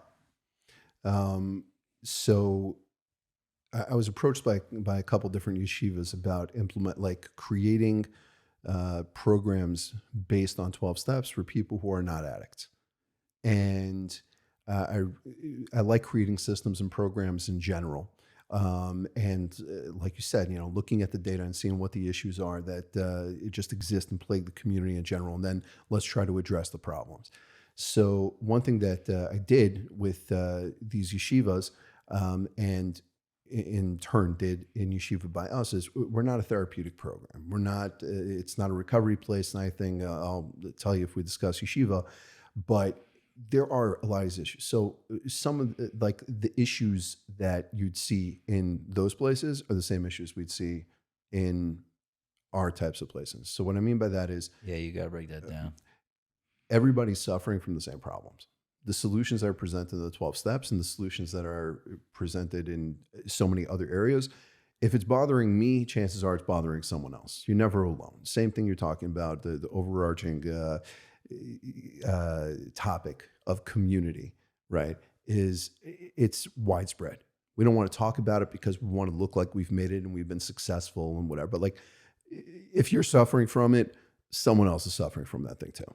So we have to understand a lot of these principles, right? Because the stuff that we see in AA is stuff that's beneficial in life across the board, okay? Because I don't want to talk about it. AA just is something unbelievable because you're sitting and discussing your low points and the difficult positions that you've been in. And not just that, how have the steps helped you? It's not just group therapy that we're sitting there and just talking, oh, and I drank this and I want to drink and I whatever, like, oh, that's so hard. You go to a meeting of that's of recovered people, you're talking about implementing the steps in your life, right? And the tools of the program in real ways. Not that, and fortunately I didn't take a drink. Yeah, that's important. But at some point in the promises, it talks about how you're not going to be tempted by a drink, right? You're going to live a life beyond your wildest dreams. Okay. And a lot of that is because alcoholics and people in general have terrible dreams. Right. Our dreams are, how can I drink and do drugs and get away with it? Right. Right. That's your wildest dream. So now we're living life beyond that because now I don't need that stuff. Right. Purim isn't a nightmare for me. I don't really like some of the way that people around me are acting, but I'm not like, I wish I could drink on Purim. Right. No, it's not a part of my life. I'm not interested. Today, one day at a time, but I'm not interested in that stuff. That's not pulling me in from where I sit today. So how does that translate to you? What the guys you're having are regular guys? Like I have a couple guys in yeshiva who are recovered, but for the most part, yeah, regular guys. They're coming from good yeshivas, come from the army, coming from at-risk yeshivas. Doesn't really make a difference. But the tools that we're saying, like is talking about keeping your side of the street clean is one of the big ones. Do the next right thing. I'm only here today because I did the next right thing. I wasn't looking, I was pretty happy with the life I was living in America. And I'm not some big Tzioni who was like pulled of like, the ideal is to live in Eretz Yisrael. Okay, maybe it's changed over time, but that's not where I was at the time. I lived my life based on doing the next right thing. Right. The next right thing at the time was to make aliyah and to move to Israel. And I do that. So what we have is a system that is very strongly influenced by recovery. A lot of it is taking ownership, the mistakes that you've made. And I've had such unbelievable experiences with making amends, okay, and how I've seen those things play out in my life and the influence that it's had on just, I've seen it happen with other people, but just, it makes you want to live that kind of life so that I'm not trying to avoid the mistakes. I'm not trying to be perfect. When it comes up that I make a mistake, and I do, and I will, I am not afraid of owning up to the mistake, okay? And it allows for a freedom that I never had before because I don't have to be perfect. And I don't remember being told you have to be perfect growing up. It's something I just felt, and I think that a lot of people feel. Yeah. But there's so much power in making a mistake and making amends for that mistake. And I'll tell you that there's a guy in yeshiva, this is like well into that I was in recovery, but there was a guy in yeshiva, not yeshiva by us, yeshiva I worked in the past, and I didn't know him well, but I was the manal in the yeshiva, and this guy did drugs publicly with other people, whatever. And I got called to suspend the guy. And like the next morning we sat down and I suspended everyone who did drugs at this thing. And we had a conversation and we talked. And ultimately the guy left yeshiva and he got sober. And, Baruch Hashem, he's doing great. That's postscript to the story. But yeah. I suspended the guy. And there was a lot of pushback because there's a yeshiva that doesn't suspend guys. It kind of looks the other way. Maybe they've changed, but they don't really look at the drug use. Right. And all of a sudden you're implementing something without having conversations. Very hard pushback from the guys in yeshiva. And the Rosh Yeshiva said, like he just dropped the policy. I should have known better. I should have known that he would have dropped the policy. And I didn't. I just went along with it because it was what I was told to do. Mm-hmm. And I did it. And I really should have thought about it beforehand because I should have asked those questions. If I'm supposed to implement the program, I take a harass for that as well. I should have been like, are you sure we're sticking with this? And maybe I did say it and I just I think I could have done a little bit differently in asking, like, what's the way that we're implementing? What's the goal? But in that moment, I was told to do something, and I was like, okay, I got to do it. And I suspended the guy, and they didn't stick with the program. And so it just went back to kind of the way it was. So at the end of the year, when I saw nothing is happening with implementing this stuff, I was leaving the yeshiva to open my own. I called this guy. Mm-hmm. Both people who I suspended. It was two guys. And I called them up and I apologized. And I said, what you did was wrong. I'm not like absolving you. It's my fault that you did drugs, whatever. I said, but I should have known that the policy was going to be there. Mm. And there could have been a different way I could have dealt with it. And there was a fallout for you. There's a fallout for me, and there's a fallout for yeshiva. And I need to own up to that. Like I'm a Rebbe, I'm manal, I'm in the position of power, but that doesn't absolve me to just be like, okay, it is what it is. And I'm sorry for that.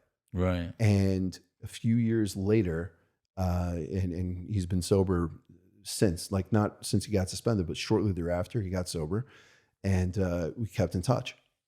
And a year and a half ago, he reached out to me about coming back to Eretz Yisrael, and he came to Yeshiva. He's one of the strongest guys in Yeshiva. He's an unbelievable guy, tremendous strength, tremendous everything. And I think that a huge part of my relationship with him is this story, which he says over and I say over. It doesn't really matter your title or where you're coming from or any stuff. It's like, if you did it, no matter how minor, it's like, okay, so what? A guy did drugs, he's suspended him. He's still a person. He's still going to look at it going back. I would look back and say, why am I the exception to this thing? Why am I the carbon for whatever was happening over here? You ignored it that time, but this time you did? Yeah. Someday, a lot of times I don't remember it. I won't realize it. In this case, I did remember. And I was like, yeah, that's not fair to that guy. So I called him up. There are a lot of these things that have happened in my life because of how I lived my life in recovery. And therefore, it's something that definitely bleeds into other areas, and it's something that we try to tell a lot of other guys. In your yeshiva, is there like such a thing as like meetings or something like that? No. You're not implementing that. Is there a version of that? I'm always wondering how to implement this for regular people. I think it's a huge task, and I'm definitely doing it in my own life in some ways. But there's so many good things in the 12-step program that would be so beautiful to implement in the. So I'm really curious, like what have you done that has made, like what are there like things that you've done that like this is like you should be like, oh, that's weird, but we're doing it and it works really well, and it comes from kind of a 12-step place. I don't know. It's concepts more than it is actual recovery things. And also you have to kind of lead people to a certain place because a lot of things are public.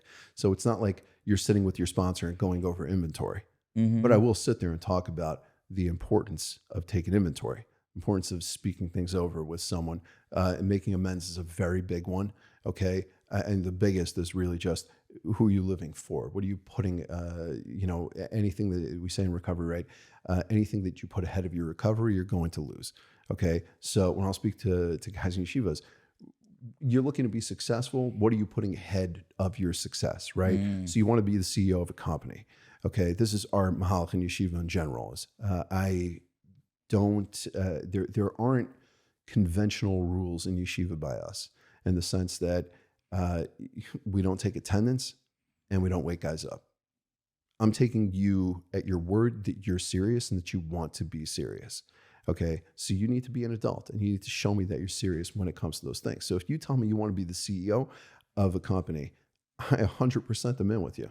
Tell me what the company is. Let's sit, dream, talk, work through business plans, whatever it is we can do. If you're waking up at 11 o'clock every single morning, I'm not really taking you that seriously. You're not taking yourself seriously. The dream's not going to happen. So let's not waste time on this. As soon as you show me you're serious, let's get there. I always say to guys in yeshiva, I can't be more invested in you than you are in yourself. Right. That's a 12-step line. Yeah, so you got to put in the work. Show me that you're there, and I will do everything I possibly can to match you. And if you don't, and you're waiting for me to do the work, we both know it's never going to happen. Like I can't pull you there. What I'm supposed to, like, you're getting married, so I should do the work for you in your marriage. No, I'm training you for your marriage. I'm training you for your career the same way that we're teaching people how to learn Gemara and to know halacha and to be connected to Hashem and everything else they're doing in yeshiva.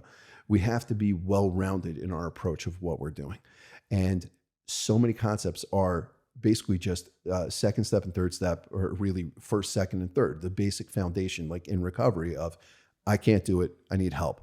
Every guy in yeshiva knows that I have Rebbeim who I'm going to and ask my questions in Das Torah. If I'm doing something different than I am, okay, any program, any new thing, any initiative, something like that that's coming up in yeshiva, right, largely based on the data and statistics and behavioral psychology and whatever else I can find inspiration from, okay, as well as the learning programs, things that we come up, I'm running past Das Torah, okay? You want to do something, don't be afraid to speak it out. If I'm afraid to speak something out with someone, why am I afraid? Why am I afraid to put my hand up? Like, relatively speaking, in a meeting, you want to put your hand up and you're afraid of the judgment that's coming there. Why? It's because you're afraid you're going to get rejected of what you're saying, or people are going to be like, oh, that's not good.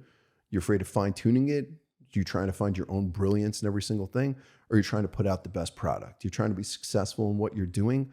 There's going to be a team of people involved to get that process to the best place that it can possibly be. And we're encouraging this type of thinking in yeshiva that certainly my style when it comes to shiurim is very interactive. Okay, that I'm asking questions and I want people to jump in and ask a question. What am I afraid of? They're going to knock me off. I heard a story my father told me over Shabbos that a certain very famous Rosh Yeshiva was giving a shiur, and someone who wasn't in the yeshiva came to a shiur, and he had a question. So someone, like his friend who brought him to the shiur, the guy said, ask him the question. So the guy put up his hand and he asked the question, and this Rosh Yeshiva got completely thrown off by the question. And he said, who let you in here? You're not part of this yeshiva. What do you do? What are you doing here? And he didn't answer the question. And at the end of the shiur, everyone left. The Rosh Yeshiva sat there for 5 minutes, his head in his hands, thinking and going back and forth. And someone said that, basically the Rosh Yeshiva said to himself, it's a good question. It was a good question. And he called the other guy who told him to ask the question, called him into his office, and he said, where's that guy? Get that guy. And they went looking for the guy, and they found this guy. And he said to him, come to shiur tomorrow. Ask the question, right? But the reason he was rattled is because he had a list of questions on the side, when he prepared the shiur. And the question, anticipating. And the question wasn't there, and he threw him off. And he's he's flustered, right? So it's not criticism of Rosh Yeshiva. It's okay, at least he realized, later on. But it's just something that's what am I going for? That everyone should walk out of the I shiur? love that story so much. I'm just going to say, is that Rosh Yeshiva was clearly wrong in the beginning, and he heard it, felt it. It's fine to be wrong. He went and corrected it. I mean, it's the same thing as making amends, like you're talking about. Right. To me, that story is delicious because it's it's not at first glance a beautiful story of a Rosh Yeshiva. Right. You're seeing an ugly side to this person who we all have. So Right. I really, really love that story. Thank you for telling me So if that. you're Was a good one. looking for the answers, that's what I'm saying. It's you sit there, it's oh, it's a good question. So you see he wants to be challenged. And now he has to think through more. Someone told me the story about Rebbe Yashiv or the Chazon Ish. I've heard it in both. They say when someone would ask the Chazon Ish, I heard about the Chazon Ish. People said it's about Rebbe Yashiv. They say how is it when someone asks you a question, you always have the answer? So he said, whenever I learn a sugya, I'm thinking through any possible question that could come up. So when someone asks me the question, I have already thought of it and have the answer. And we talk about this in yeshiva all the time, but it's such an amazing approach to life. Is I'm so wrapped up in the way that I think. I love the way I think. I love my brain. I love what I'm reading and my interests and all the rest of the stuff. But I'm focused on my lane. I'm not thinking what someone else would ask me. If I'm trying to get to some level of shlemos, right? I'm trying to figure out the best way to do something. Doesn't there need to be that sense of community? Don't we need to involve the rest of the people to try to figure out what's the best way to implement this thing? What do the people need instead of what do I want to give is really the best way of putting it, right? There's, if you go to a big book study, how much are you turning your big book study into a Gemara? You're turning it into the Rajba. You're going to touch up the big book to the best of your ability, right? And you don't have to be Jewish to do that, right? But I think the best big book studies that you go to are where one guy is reading and the other guy who's, bringing the mafarshim on it, right? Are just basic, down-to-earth, simple stuff that we can all relate to. Instead of making it some big thing of so why'd they use this word? This is really exclusive. A guy who went to yeshiva, you could tell he's so the lashon that they use, okay, yeah, we understand the godless, the gematria of we versus whatever, Right. Bringing all that stuff up. But it's also something that's how many people are you excluding by doing that? The more you open it up, the more there's going to be a dialogue from other people who can walk in and give their experience. And that's where you're getting the newcomer. But that's also where you're getting the guy with 20, 30 years sobriety. If you limit it to this is what it says, right? And this is the way that I see it, you haven't welcomed anybody else to come join you. Right. So I think our approach in yeshiva as well is to have this expansive thought process and just collective energy that people are coming in and saying, what I have and the opinion that I have is also valued. I'm not asking you. You don't come into yeshiva by us and say something of. You don't come to us in yeshiva and say, like we're telling them, we want you to go to the Mir, we want you to go to Brisk, we want you to go to Harvard. Right. I want to buy into your dreams. I want you to live your life. I want to buy into your vision. And now it's very easy for them to take me and to take the rest of the Rebbeim because we don't have an agenda. Right. Our agenda is your agenda. But you also listen to what I'm saying when I'm giving a suggestion or a criticism, constructive criticism, because you understand we have the same goal. Right. And it just cuts through so much of what is going on in yeshiva because we don't have that fight of different agendas. It doesn't have to be, but if you do this, you're getting in trouble. You're an adult. You're an adult. Follow the law and be a mensch. And those are our two hallmark primary rules that we have in yeshiva. It's amazing. It's amazing. You were telling me something before. Let me just say, because I made a funny app. It's not a funny app. I deal with a lot of people that are in the healing space, right? So there's a lot of psychedelic stuff, which I get into a lot of trouble about, whatever, especially in the recovery community. But one of the criticisms I have from that healing journey people is that a lot of people think they're healed and everybody around them knows they're not healed. Like they're not there yet. And you were saying something, but I wanted to make an app that sends a questionnaire to your 10 closest friends to find out how healed you are. Anyway, you were telling me in yeshiva. Can you tell me what you do with the personality tests? I was curious. So yeah, we're very into analytics in yeshiva. And in general, one of the biggest issues that we have in this generation, discussed with Rav Feiner, I've discussed it with other people, they agree that the biggest issue we have in this generation is our self-esteem. All right. And we I'm just happy. I was mechaven to that. I knew it. No, okay. I'm mechaven to what you said. Obvious?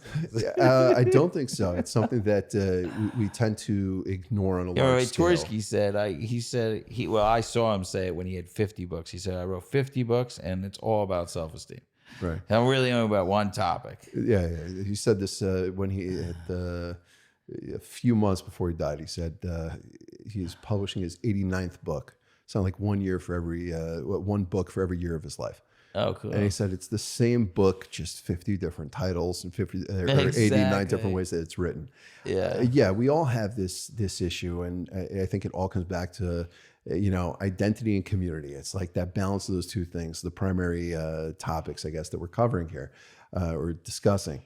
And what I found is that, like we were talking about before, there's this difference, right, between optics and winning, right? How does it look to other people versus actually doing the right thing and ending up where I want to go? And how much am I getting in my own way of ending up there? So I found that a lot of the self-esteem is based not on our view of ourselves, but on how we think others are perceiving us. And there's definitely, bleeding in, like if you were doing it as like two circles, right? There's a big overlap between the circles, but because we're influenced by our sviva, etc. I think that it's confusing to a lot of people of who they are and what they want, and just their perception of you should be winning in one of the two. Basically, are you winning the optics battle or are you winning the winning battle? Right? Which one are you actually succeeding in? Do you love yourself, but other people not so much? Or do other people love you, but you don't really love yourself so much? You're not really being true to yourself. So I created a personality test. It was 120 questions, and I offered it to every guy in yeshiva who wanted. But if you were doing it, you weren't just filling out the personality quiz for yourself. You were filling it out for all 19 people, whether you knew them or you didn't know them. Okay. But you marked that off. That's part of the control of how long did you know this person for? And on a scale of 1 to 5, how well would you say you know this person? Which is also something that we wanted to look at. And we looked at these 120 questions, you're ranking 1 to 5. And the person did it for himself and he did it for everybody else. And then we want to match up one to the other to see, okay, so the way you see yourself, how does that match up to how other people see you? Okay. And is there a correlation? This is why I say like I want is because I don't have a developer. I don't have someone who built this, but I did have other people ask me, even as a group, like just its own fun activity for people to be able to do, sitting around table. It takes maybe 5 minutes per person that you're doing it for. It adds up if you're doing it for 19 people. But, if like, how well do we feel that we actually know each other, and how much is my vision of myself matching up to you? Also, if you're looking at it based on first impressions, if someone doesn't really know you, what are they saying that's different than someone who actually knows you very well? And then you're able to give over a lot of that information to the person, say, okay, so what do you want to keep? And the way you see yourself, that's a chisaron, do other people also see it as a chisaron? Okay, so then there's something there we can work on. But if it isn't, and other people think you're great, why is there a discrepancy between how you see yourself? So it's as wide as you want to make. It's expansive, however many questions you want to include. But did you sit down with all the guys afterwards to go over their stuff, or they've been asking me? They've been asking me. You're sitting in the back going, I know everything. To some extent, I think that we do discuss a lot of the elements that come up. And with each person individually, I sit with everybody in yeshiva, or there's opportunity to sit down at least once a week, and we'll discuss a lot of these factors. Sometimes people want to know the answers, and sometimes they don't. Sometimes you're just writing it down, and you're like, yeah, I'm good. I'm done. I don't want to hear about this again. Yeah. And sometimes we need a little bit of like a reminder. You don't necessarily hear it yourself, but it's like, everyone here thinks you're like really smart. And you're like, I don't know, I'm not capable. That's why you're selling yourself short. It just opens the door to so many different things. It's a little tricky because I think that a lot of times, and I do this myself, but a lot of people I work with do this, is like other people think really great things about them, and all you think is, I'm pretty good at faking it. I'm saying there's a little bit of he's like, I think people are like, oh, you're really smart. Yeah, because I say smart things to make people think I'm really smart, but really I'm not smart. I've outsmarted I'm picking the smart thing. I'm curious how much that would come up. So it's funny that you say that, because to me, a big part of it is people are beating themselves up. That's a huge part of the self-esteem is, who are you left with most of the time? Your biggest asset needs to be you, because you're the only constant in your life every hour, every single day. So let's say that you or I were really good at building people, okay? And we spent a half-hour a day with this person, showing them clearly, demonstrably, which is what I care about. I'm not just going to sit there and blow smoke and tell you, oh, you're great. You know why? Because you put on a yarmulke, or you this, you that, whatever. Like you're great. No, I want to show you in real time. People think this is an idea that you had. This is something you've accomplished. Let's go back through the history of what you've done and build a person up in real time. Now, if the person walks through the rest of the day thinking negative thoughts about himself, right? Just the power of the ratio in behavioral psychology, right? Of negative thoughts versus positive thoughts. It's a 4-to-1 ratio that you need to have of positive thoughts to outweigh one negative thought. If a person is thinking negative thoughts, right, for more than a half hour a day, and I spent a half hour building him up, we are so far behind. And who do you know? Where does that, you got that from somewhere? Like, where's this? The 4-to-1? Yeah. Roy Baumeister and the Power of Bad Thinking. Okay. Or negative thinking. Yeah. Name of the book is Power of Bad. Power of Bad. Power of Bad book. Yeah. Put it in the description. Shout out. Yeah. So you read it, it's basically a 4-to-1 ratio. Really, it's a little bit less. But I say in general, you want to be in the safe space, 4-to-1. Yeah. Now, if you spend a half hour talking to someone, right, positive thoughts, and that guy spends a half hour a day thinking negative thoughts about himself, you are so far behind already, because you needed to have 2 hours of positive speech to outweigh that half hour of negative thoughts. Let's be realistic. A guy with low self-esteem, is he spending a half hour a day talking negative thoughts about himself? Like the thing running up in his brain? Would be ideal. Right. I'll take it. So what's my half hour doing? So I can't throw in the towel on that, right? And just be like, well, we're fighting a losing battle. Roy Baumeister said that it's 4-to-1. So I guess, we're done. I'm never going to come from behind. What I try to do is, one of the first things I'd say is, what's the circle, the loop in your brain saying to you? Okay. I'm not trying to be a therapist. I'm not trying to run with that stuff. I'm just saying, what is the general thought process that you have of how you feel about yourself, what you're thinking, and what you're accomplishing? Okay. And let's address those things, because me building you up every day, we're going to run out of stuff. I know only so much about every single person, and I can't come up with fresh material every single day. This isn't a gratitude list that I could come up with every single day. 10 things that I love about, insert name here. He got up this morning. He's well dressed and whatever. Like, you're going to run out of stuff. Right. Okay. But if a guy's going to sit there, instead of saying, I messed this up every single time. I do this. I can't believe I slept in again, or I did this, I did that, whatever. It's like, let's stop the negative cycle, that loop going on in your brain, and switch to something positive. Let's look at the good stuff. Okay. When that thing comes up, interrupt it. Okay. And let's change the narrative. For example, I am severely ADHD. Okay. Not self-diagnosed. I was diagnosed in high school. I'm very ADHD. So there's stuff that I do that I find that's very beneficial for myself, but I don't take medication. I'm not interested in taking medication for it. Okay. I can sit there and say, where did I just go with this conversation? Mm-hmm. Where did I just go? Because I'm thinking 80 different things at all times. So instead, I walk around with a notebook and a pen always. Okay. And I'm writing down stuff. Oh, I want to look into this. I want to look into that. I want to find out about that. I don't beat myself up that I can't, read the same book for, an hour or something like that. So I have 30 books that I'll read at a time. Fortunately, right. I'm able to remember the different ones or something like that. But that's, if you look at my my Kindle, right? I'm in the middle of 50 books right now. 50. You beat me, but I have a lot. But if you're able to separate, I think it's the best way to go about, because I can't lock in on one thing. I want everything, right? I'm saying it's the best. Yeah. And this way, I'm not like holding, soon I could get to that other book. No, I get to it now. Now I'm tired. Going to the next one, right? I'm always trying to think and train myself to go with what I consider to be my strengths. I take something that's like, it's a learning disability, right? You're not doing well in school. You're not doing I'm just like, I want to turn it into a strength. So instead of learning one thing, I'm going to learn 10 to whatever capacity that I'm able to. I'll do that. But it doesn't mean I'm excusing myself from when I need to learn one thing. I need to focus on that thing. So I have to develop the ability to be able to concentrate and power through on what I need to do. But I'm also not in denial about the fact that my interests are in creative things. I'm a nerd into statistics and data and all this different stuff, and I embrace it. And therefore, whenever something comes up of like, I couldn't do this and this thing because I can't sit there for 3 hours preparing shiur. I can't do an Ian shiur. I could do a Kiyas.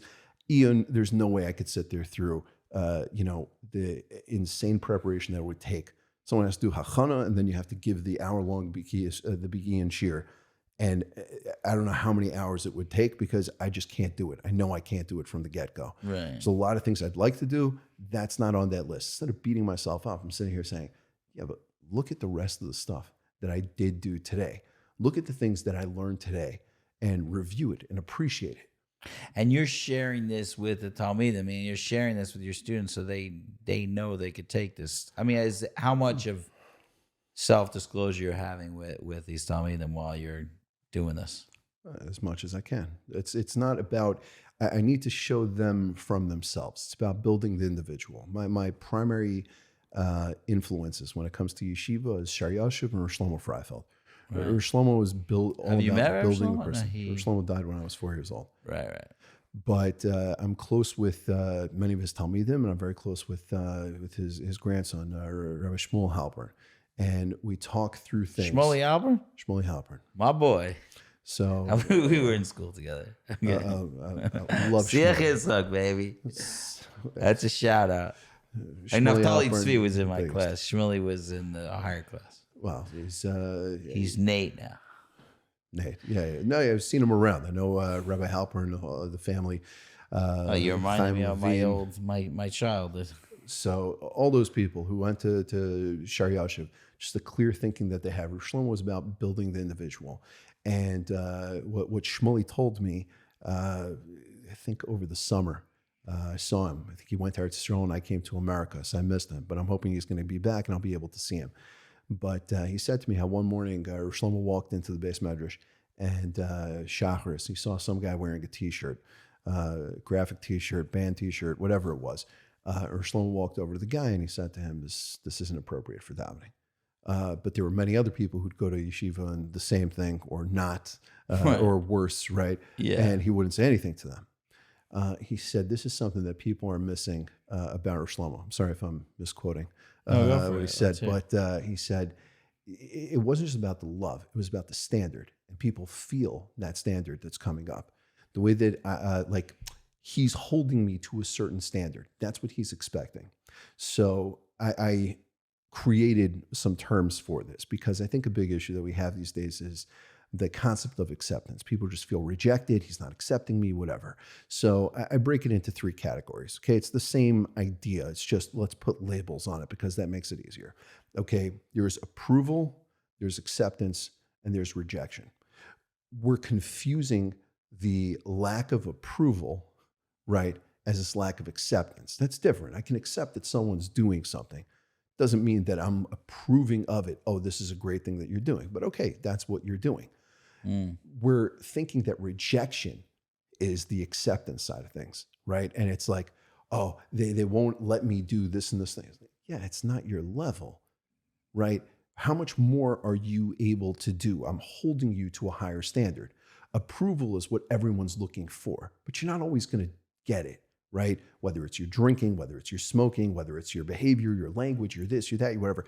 And it shouldn't be approved. If you're not doing something good, right, then why are you getting approval? Not everything you do at work, just to make it practical, right? Not everything you do at work is going to have your boss show up and be like, you are the man. No, you filled out your paperwork. Congratulations. And you filed it before the end of the day. Right. That's why you get your salary. You come up with an amazing idea. Now I'll give you approval for that. That doesn't mean they're not accepting you and he doesn't appreciate you and you're terrible and all this stuff. Well, it's to just play a devil's advocate, it's sometimes very gray area where we can't really tell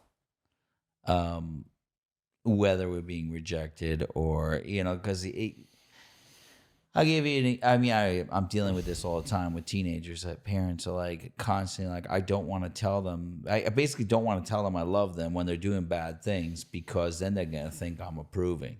Right. And so all of a sudden there's a withholding of love because I don't approve. When you could say, I don't approve, but I accept you. There's no way I'm going to stop loving you, but whatever. That's not a good thing. But I don't even think you have to say that too much. The problem is some people think if I even say I love you while you're in the middle of being in trouble, then you think I'm approving. It get tricky. You know what I'm saying? 100%. And I agree with you wholeheartedly. And you're right. It is a gray area in terms of how often to say something or what you should be saying. But love isn't really something that you're just saying, right? It's something that you're showing. And a lot of these things are when something comes up, right? Using that same principle that we just talked about in the power of bad, right? How often you're expressing appreciation to a person and expressing approval and positivity is building the person. It's all reflected on the subconscious of the person because you're going to remember, oh yeah, I want the reward, like Pavlov's dogs, right? I hear the bell, things are going well. I want to keep doing that thing. And we need to program those things into ourselves as well. You do a good job instead of sitting and be like, oh, I could have done more. I should have done more. Sit there and take a minute and be like, you know something? I'm awesome.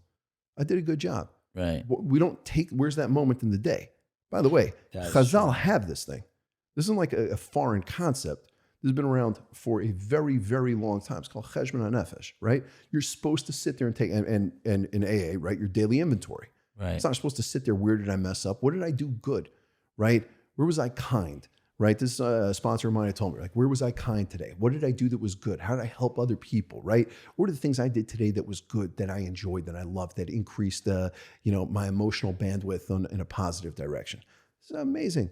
But we don't take the time because we're so wrapped up in the negative. Oh, I messed up. I never want to go through that again. I have a Rebbe who I have a very good relationship with, okay, who I messed up with once, okay? I was supposed to do something. I was late, okay? I was supposed to get him from the airport. And my phone was broken, whatever other excuse I want to insert here. Long story short, it was broken, but regardless, I got there. The point is what happened rather than like the excuse. I showed up a half hour late. Okay, to this day, I have a hard time looking at him telling him I'm going to do something and taking responsibility for something that happened when I was 19 years old. Wow. Okay. To this day, because I placed such a strong emphasis on I messed up. What about the things I have done? What about the things I've asked him for approval for? What about the things that I like? That doesn't count. You were a half hour late once. Okay, I got to get to weddings. I got to ask you the final question. Sure. Because I feel like we could really talk for a really long time. I'm totally in the zone right now. I don't need to stop talking. But unfortunately, I got to get to somewhere. The final question is what we call the rooftop question. You yell something from the rooftop to the world, and they're listening. I don't know if they're going to listen, but what do you want to yell to the world? What's your rooftop yell? Many, many thousands of people want to know. It's quote Pete Townsend, right? Who are you? Okay, it's the same thing Shlomo was saying about be big. Okay, it's really just who are you? If you don't know who you are, then what do you expect to accomplish? A person has to really know himself to be able to tap into his inner resources, his talents, his abilities, his tools, everything that he has, to be that person, to be part of that community, and to be the best individual that he can be. If a person can't answer that question quickly and confidently, he's got a lot of inner work to do. And I'd encourage them to do whatever they can to try to discover that. In this way, you're going to live that optimal life every single day. As I say, right? It's what's it called? It's all based on the days, right? Or Yamim, right? You're talking about something that is the length of your days, right? And the years of your life. Okay.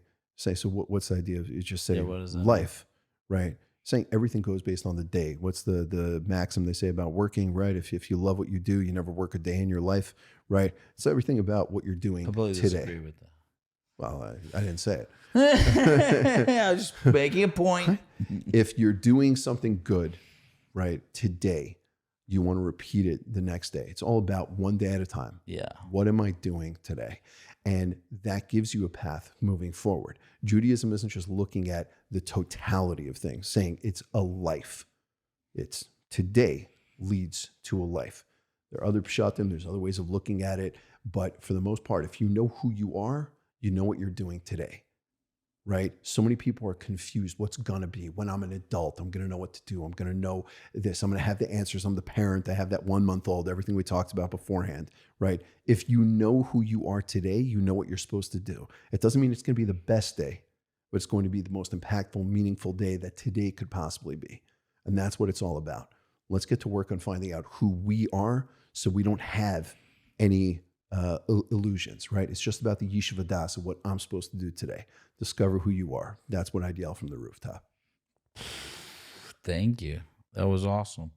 Okay, well, I really was super pleasantly surprised on how much I enjoyed all this conversation. I like to say that before we get off, even though maybe we should say that afterwards. No, because I didn't know who you are. Just something in the universe said, this is a good idea. And it's funny because I get a lot of these phone calls. I'm like, I don't know them. For some reason, anyway, I'm really, really happy that I got to know you. And I feel like I know you a lot better now and that you shared all this wisdom with us. Thank you. Thank you for having me. Thank you. Thank you for this day that I've been given. Thank you. Thank you. Thank you for this chance.